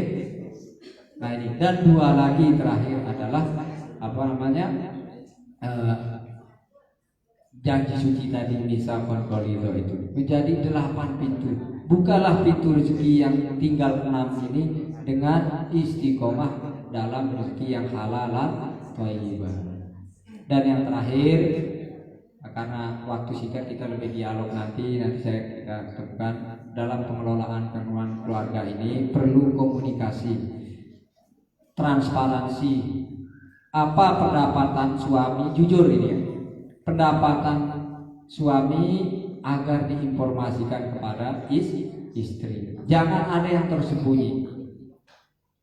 Begini ya, ini hasil saya serahkan ke istri. Jadikanlah istri kita ini bendahara terbaik terpercaya dalam rumah tangga.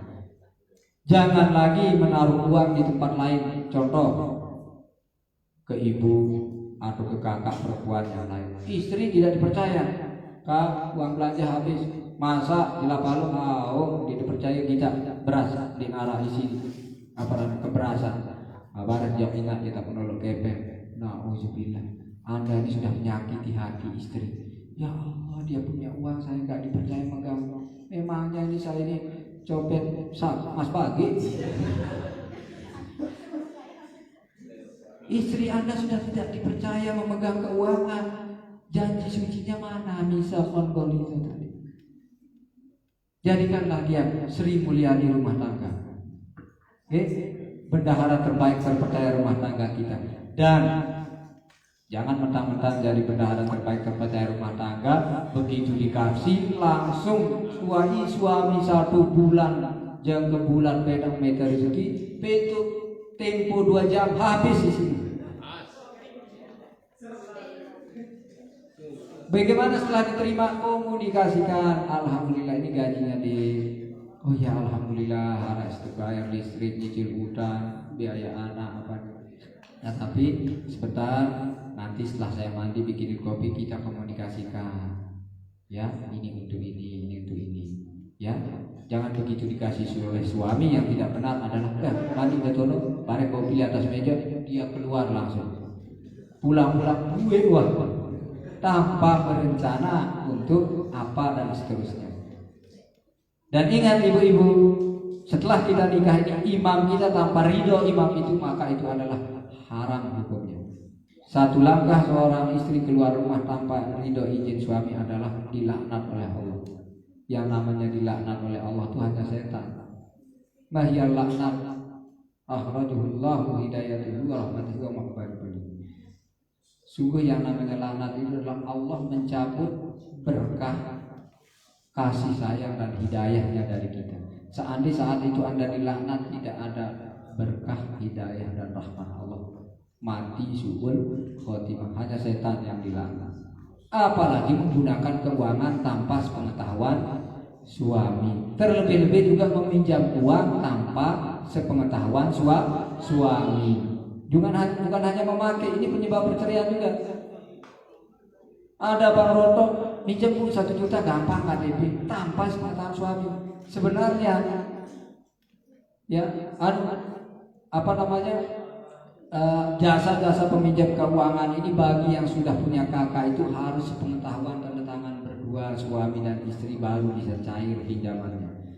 Ini Bang Roto ini, apalagi Bang online yang sedang diburu oleh Kapolri atas perintah tegas Presiden, ini sangat menyusahkan masyarakat.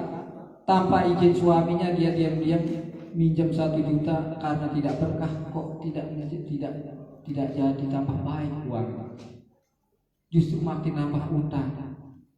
Begitu utang sudah numpuk baru dikasih tahu suaminya. Siapa yang tidak keluar pendak lekan telinga dan rakyat? Bapak-bapak. Siapa ini bapak ini sering kesini gagah-gagah sengar-sengar, tidak ketik midangin selinang. Oh maaf Pak, saya punya istri. Kenapa? Ya lagi utang, istri bapak utangnya banyak. Berapa? 37 juta. Astagfirullahaladzim. Tidak tahu dari awal sudah numpuk utangnya ini. Nah ini yang terakhir, ekonomi mandiri. Istiqomahlah cari rezeki yang halal dan thayyibah, bersama, jujur dan adil. Adil terakhir ini maksudnya adalah silahkan gunakan seadil-adilnya keuangan keluarga ini, apalagi mampu berimpak sodakoh. Jika keluarga suami sakit, ya jangan nanti begitu dikasih nafkah yang kenyang keluarga dia aja, ibu-ibu ini. Keluarga suami eloran kelaparan.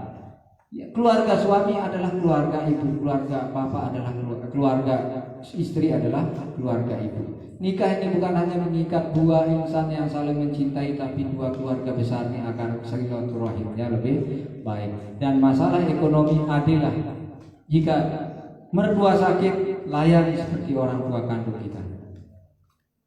Jika ada keluarga istri yang membutuhkan perhatian, samakan dengan dia.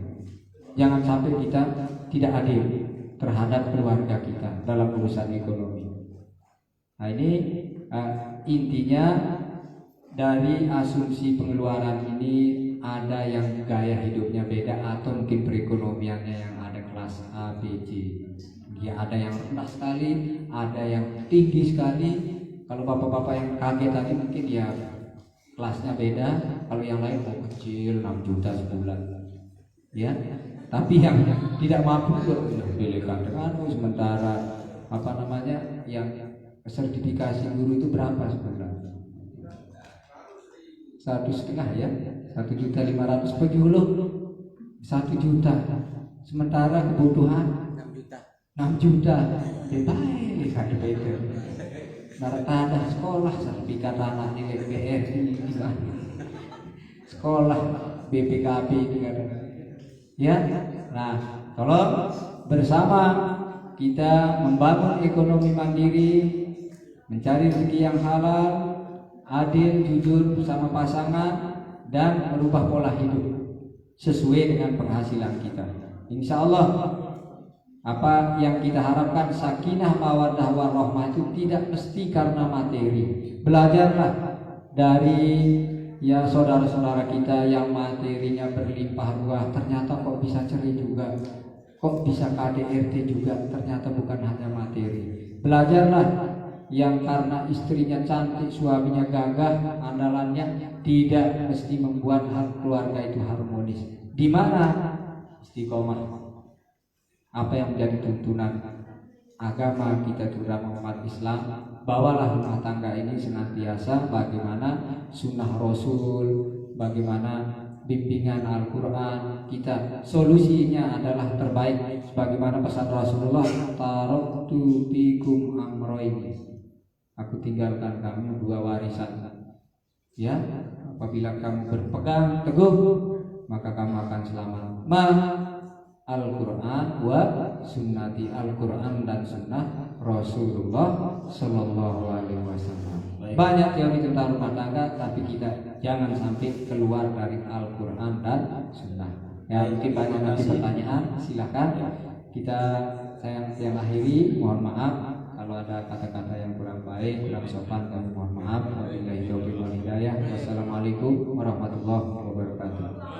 Waalaikumsalam warahmatullahi wabarakatuh. Baik, tepat jam 12 siang ya, sama 2 pemateri juga lewat waktunya, tetapi tidak masalah karena mungkin memahami PowerPoint itu memang harus melalui power, karena poin-poinnya harus disampaikan sehingga kesannya nanti tanya jawab itu yang membuat kelanjutan dari diskusi kita itu lebih panjang. Baik, berikan tepuk tangan untuk kedua pemateri kita untuk siang hari ini. Pemateri pertama tadi kaitannya dengan bagaimana mengelola konflik, mengelola konflik, membangun ketahanan keluarga. Kemudian yang kedua, bagaimana mengelola keuangan dalam keluarga. Intinya bagaimana kita mengelola gaya hidup kita.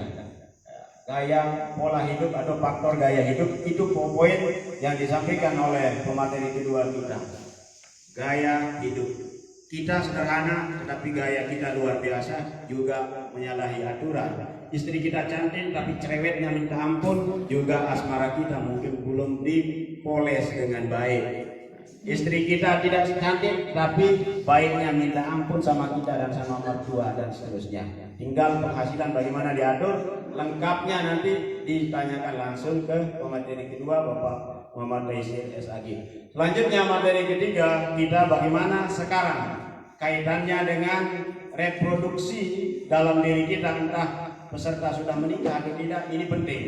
Apapun yang dibahas nanti bukan masalah tabu tidak tabu, tetapi ini sangat penting karena kaitannya dengan pemateri kedua. Salah satu yang menyebabkan keluarga tidak harmonis itu adalah asmara. Asmara tidak baik, maka sengsaralah kita. Jadi marilah kita dengarkan pemateri ketiga kita, Ibu Dokter Ibu Dokter Nuril Ibu Siti Nuril Anwari Rahmatullah. Ya santai saja supaya tidak terlalu serius. Terlalu serius siang-siang ini nanti ngantuk. Terima kasih Ustaz. Bismillahirrahmanirrahim. Assalamualaikum warahmatullahi wabarakatuh. Assalamualaikum warahmatullahi wabarakatuh. Sekali lagi Assalamualaikum warahmatullahi wabarakatuh. Ini sudah jam 12 ya. Jadi dari penelitian itu seseorang itu hanya bisa konsentrasi 1 jam saja menerima materi. Ini sudah berapa jam? Jadi kita berdiri dulu ya untuk biar ada energi gitu. Karena dari tadi saya juga kesemutan. Kalau kesemutan itu tandanya aliran darah kita tidak bagus. Kita diperintahkan untuk berdiri. Boleh ya saya di depan aja ya.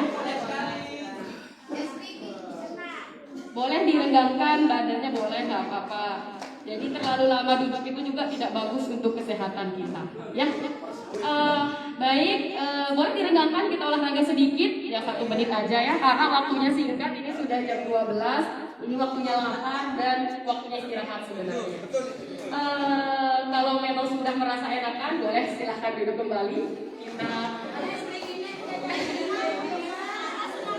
boleh sambil minum, nggak apa-apa, makan jajan, kipas-kipas nggak apa-apa ya, karena memang agak panas ya suhunya hari ini, karena memang sudah siang juga. Baik, bapak-bapak, ibu-ibu semuanya, sudah diperkenalkan tadi ya, saya Dr. Nuril, saya dari Prigasela, tapi saya nikahnya ke Sakrabara. Kakak ipar saya Ustaz Ukron, yang ini yang megang kamera. Jadi ini sudah tadi dibaca kurikulum vitae-nya. Mohon next Ustaz. Ya, jadi saya membawa materi tentang kesehatan reproduksi keluarga. Karena saya biasanya mengajar di kampus, jadinya materinya seperti anak perkuliahan ya. Gak apa-apa, nanti saya singkat aja. Saya biasanya kuliah sekitar 1,5 jam, tapi ini kita fresh jadi 20 menit.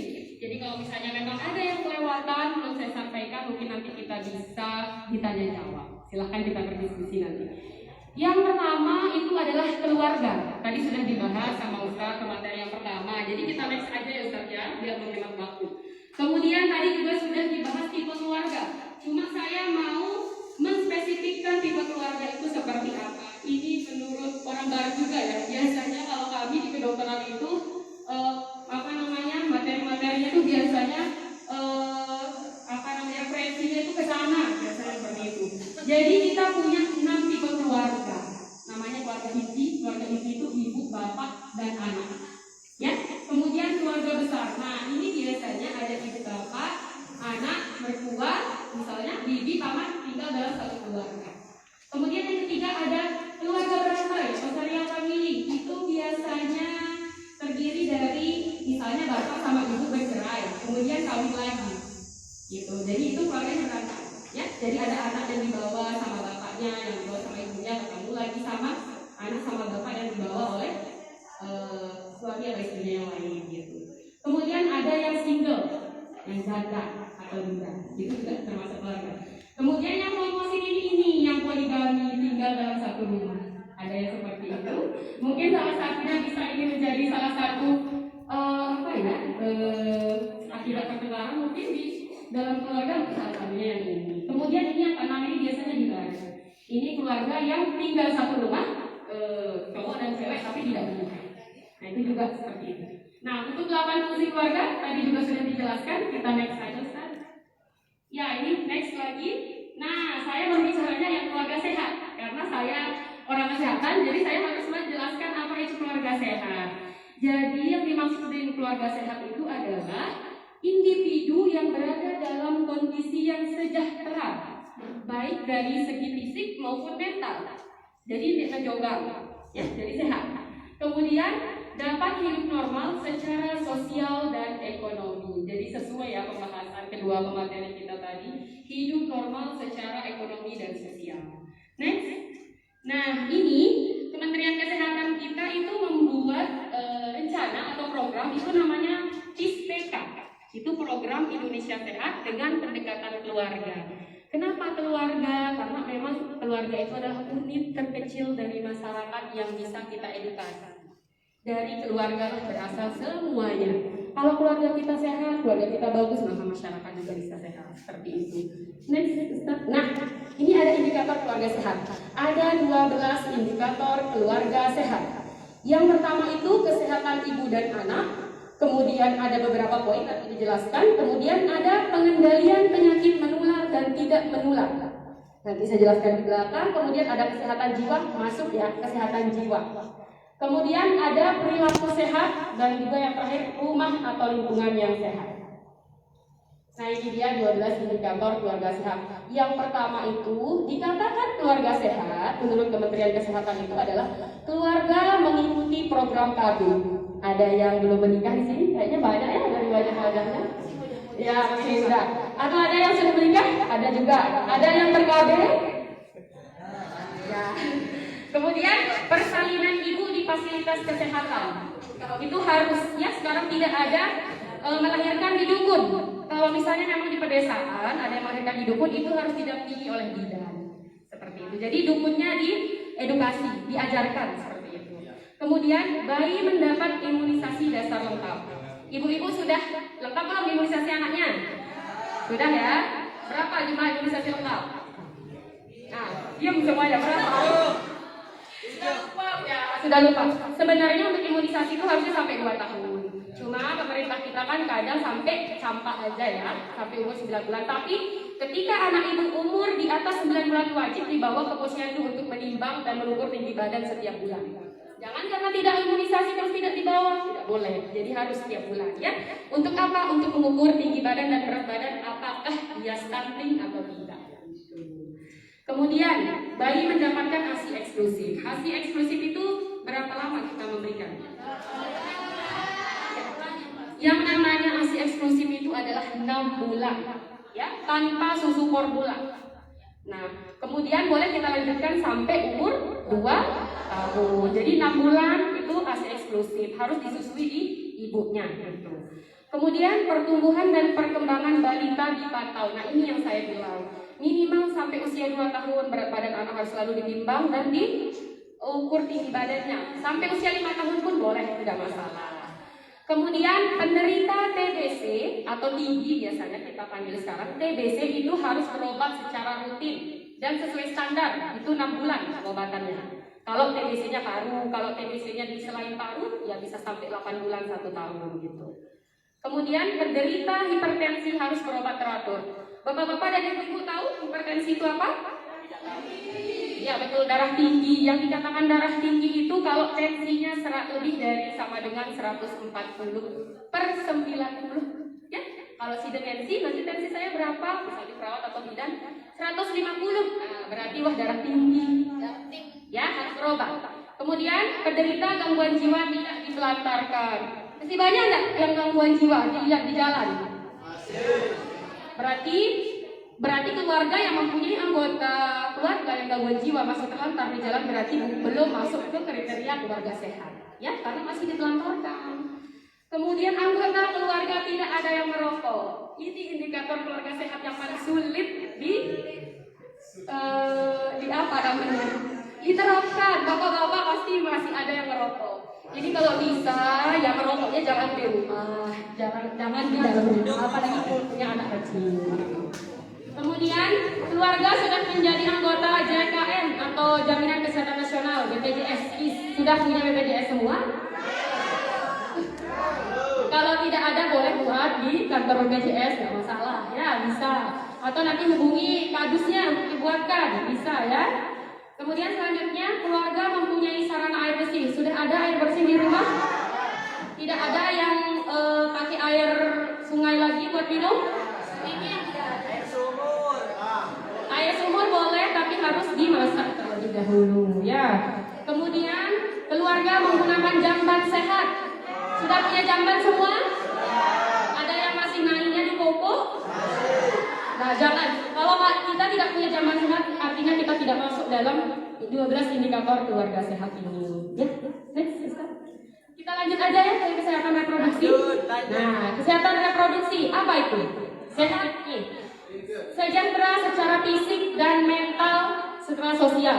Kalau kita sehat secara fisik aja, tapi mental kita tidak sehat dan sosial kita tidak sehat, kita tidak disebut sehat. Jadi harus ketiganya, fisik, mental dan sosial itu harus ada. Next. Kemudian apa itu reproduksi? Reproduksi itu adalah suatu proses kehidupan manusia dalam menghasilkan keturunan demi kelestarian hidupnya. Jadi untuk menghasilkan keturunan itu artinya reproduksi. Next. Nah, jadi kesehatan reproduksi kalau menurut Undang-Undang RI Nomor 36 Tahun 2009 itu adalah keadaan sehat secara fisik, mental dan sosial seperti yang tadi. Secara utuh, tidak semata-mata bebas dari penyakit atau kecacatan yang berkaitan dengan sistem fungsi dan proses reproduksi pada laki-laki dan perempuan. Jadi kita itu harus saat memproduksi atau mereproduksi itu harus sehat. Itulah yang dimaksud dengan kesehatan reproduksi. Ingat ya, sehat itu ada 3 komponen, fisik, mental, dan sosial. Sehat fisik dan mental lalu kirama bersuara kaca tetangganya, itu nggak sehat. Ya, karena sosialnya nggak bagus gitu. Next, ini dasar hukumnya, kita next aja ya. Kayaknya kita nggak terlalu membahas yang ini. Next, ini tujuan kesehatan reproduksi. Yang saya buat itu lebih mengarah ke perempuan. Karena apa? Perempuan itu sebagian besar yang menghasilkan atau yang memproduksi. Meskipun bahan bakarnya juga dari yang laki-laki, tapi yang lebih dilirik oleh pemerintah itu adalah yang perempuan. Ini makanya diatur di sini adalah komprehensif kepada perempuan, ya.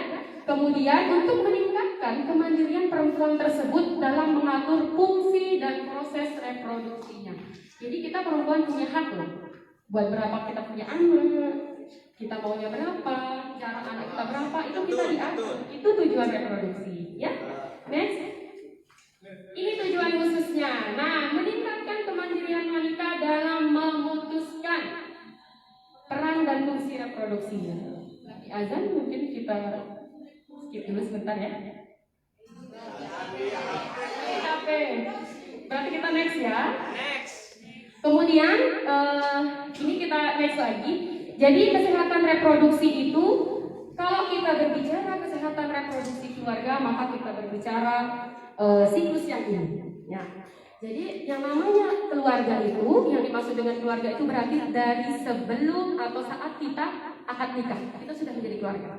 Sebelum punya anak, berarti sebelum hamil, kemudian saat hamil, kemudian setelah melahirkan, kemudian saat anak kita bayi, balita, kemudian saat remaja, kemudian saat anak sekolah, kemudian saat pasangan usia subur, usia lanjut. Nah, yang pertama nih, kesehatan ibu dan anak. Sudah kenal belum buku ini? Nggak kenal ya? Coba kita next, kenal nggak Ustaz? Kenal buku ini?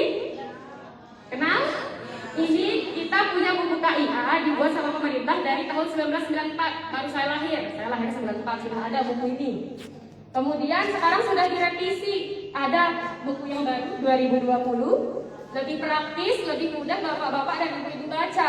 Jadi semua penyakit yang berkaitan dengan ketika ibu-ibu hamil dan juga melahirkan itu ada di sini. Begitupun dengan anaknya masih berusia kurang dari 2 tahun, ada di buku ini. Jadi dibaca, jangan hanya dibawa pas posyandu saja.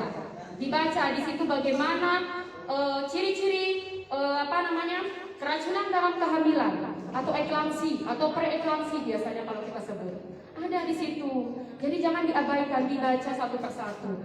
Kemudian di bagian yang anak ada di situ bagaimana cara kita memberikan anak kita MPASI, bagaimana tumbuh kembangnya, apakah usia 0 sampai 2 bulan apa yang sudah dipisah sama anak itu ada di buku ini. Jadi dibaca. Ya, bagi yang mbak-mbak yang belum menikah nanti setelah hamil dikasih buku ini dari awal usia kehamilan dibaca. Ya, supaya paham. Next. Ini dia yang terbaru. Jadi yang terbaru itu ada di bagian kanan, di bagian kanan itu untuk ibu, kemudian yang bagian kiri itu untuk anak. Jadi lebih dipermudah banget yang sekarang. Next. Nah, kesehatan reproduksi seorang perempuan saat hamil itu mempengaruhi 2 generasi. Ingat ibu-ibu dan bapak-bapak, anak-anak kita itu adalah penerus kita di masa datang. Ketika kita tidak konsekuen untuk melihat kesehatannya atau memeriksa kesehatan atau memperdulikan status gizi anak kita, maka kita akan merugi di kehidupan selanjutnya. Karena apa? Di saat anak-anak kita masih di dalam kandungan atau sudah lahir baru usia 1000 HPK, itu usia kurang dari 2 tahun, maka di sanalah tempat pentingnya nutrisi dan gizi. Karena apa? Karena di sanalah tempat perkembangan saraf yang paling dahsyat. Kalau saya bilang paling dahsyat. Kenapa seperti itu? Karena ketika nutrisinya bagus, asupannya bagus, ketika kita hamil dan ketika anak kita masih kurang dari 2 tahun, maka tidak akan terjadi yang namanya stunting. Tahu dah Bapak Ibu orang stunting? Tahu nama stunting? Jadi kalau yang belum tahu, saya kasih tahu. Yang namanya stunting itu adalah anaknya pendek dan kurus. Tapi bukan hanya pendek dan kurus, tidak cerdas. Akibatnya nanti stunting itu akan IQ-nya di bawah rata-rata. Kalau anak-anak kita IQ-nya di bawah rata-rata, siapa yang sudah Di diperlukan? dokumen lah sekali-kali download. Tidak doang nanti marahin anaknya blognya, nggak bisa matematika ini ternyata apa kebutuhan nutrisinya ketika di dalam kandungan sama kurang dari 2 tahun sudah tidak ketemu sama bapak. Jadi salahnya siapa? Ini salah kita. Orang tua. Cas HP? Sebenarnya. Saya enggak Ya, pakai cas, jadi saya yang besar. Iya. Ketika sudah hamil, ini mbak-mbak, ibu-ibu, ketika hamil bapak-bapak tolong dilihat nanti di ibu itu harus asupannya yang beragam bergizi dan seimbang.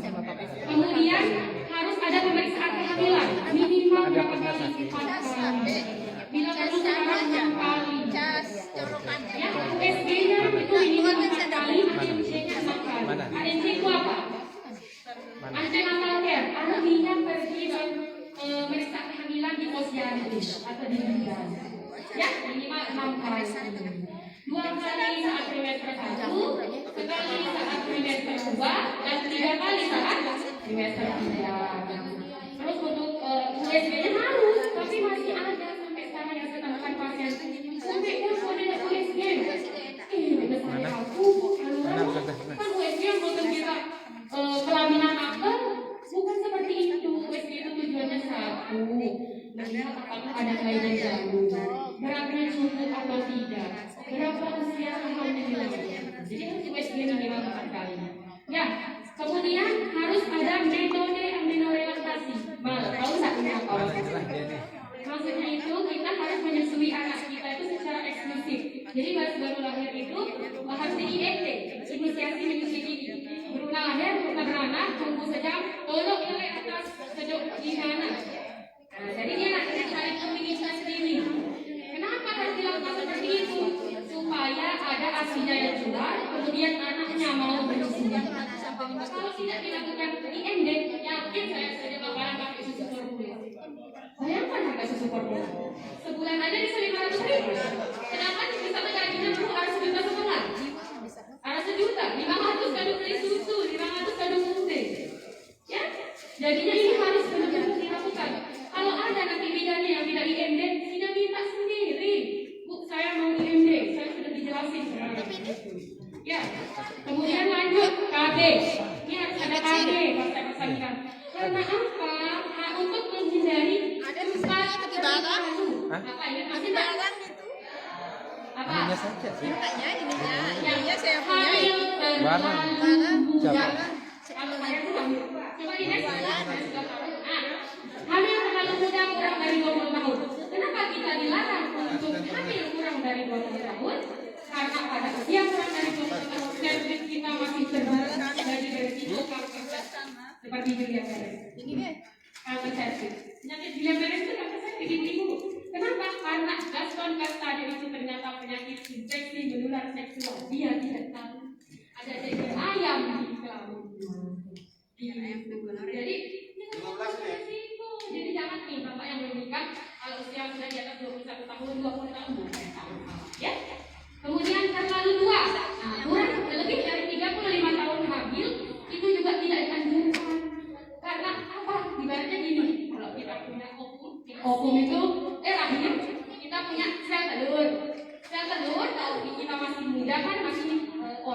Dipaksa saja. Belum matang.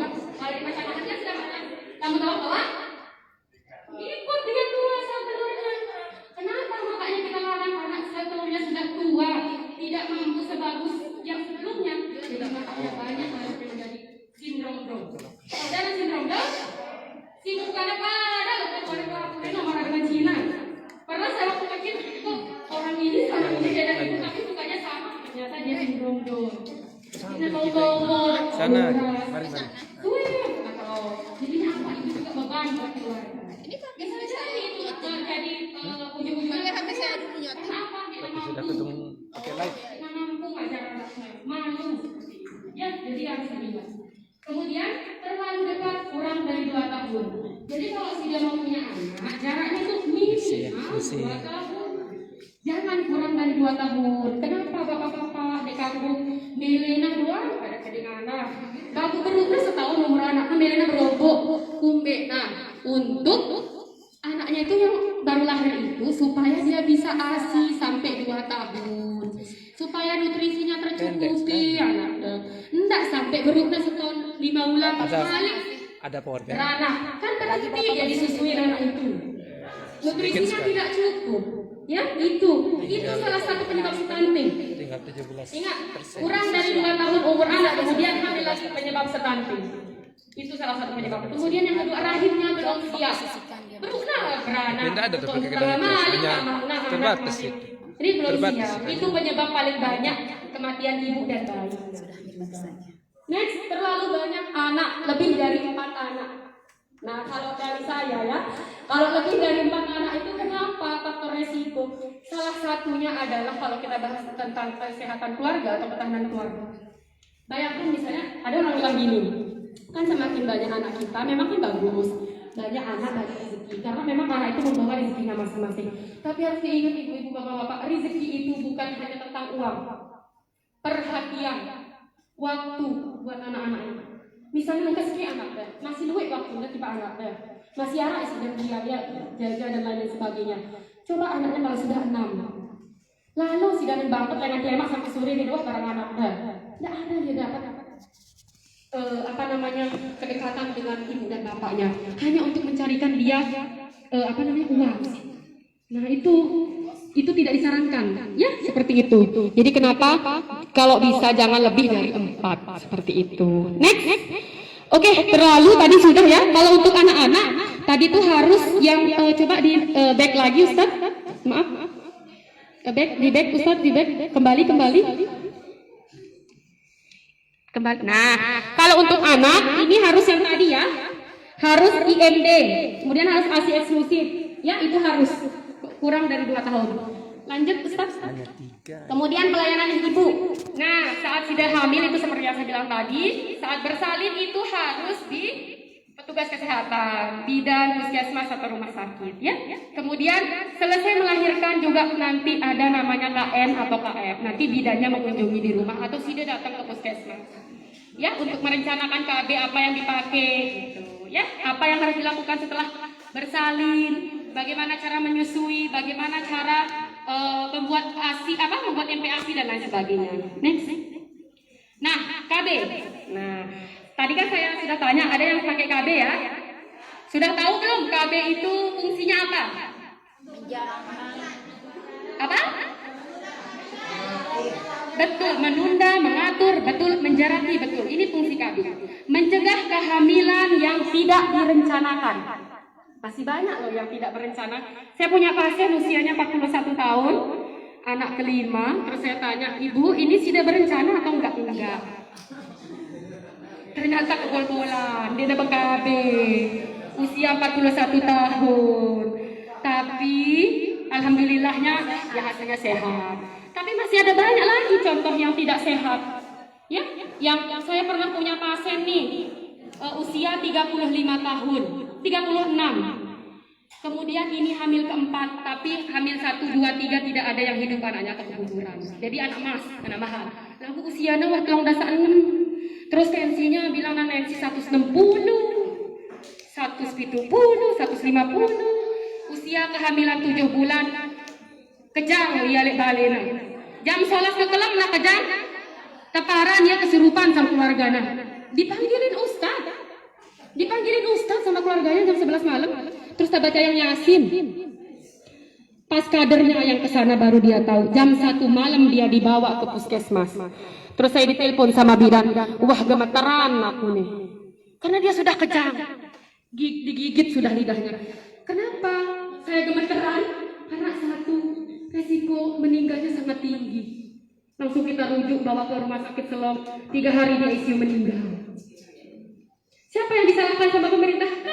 Saya yang disalahkan sebagai dokter dan petugas di puskesmas.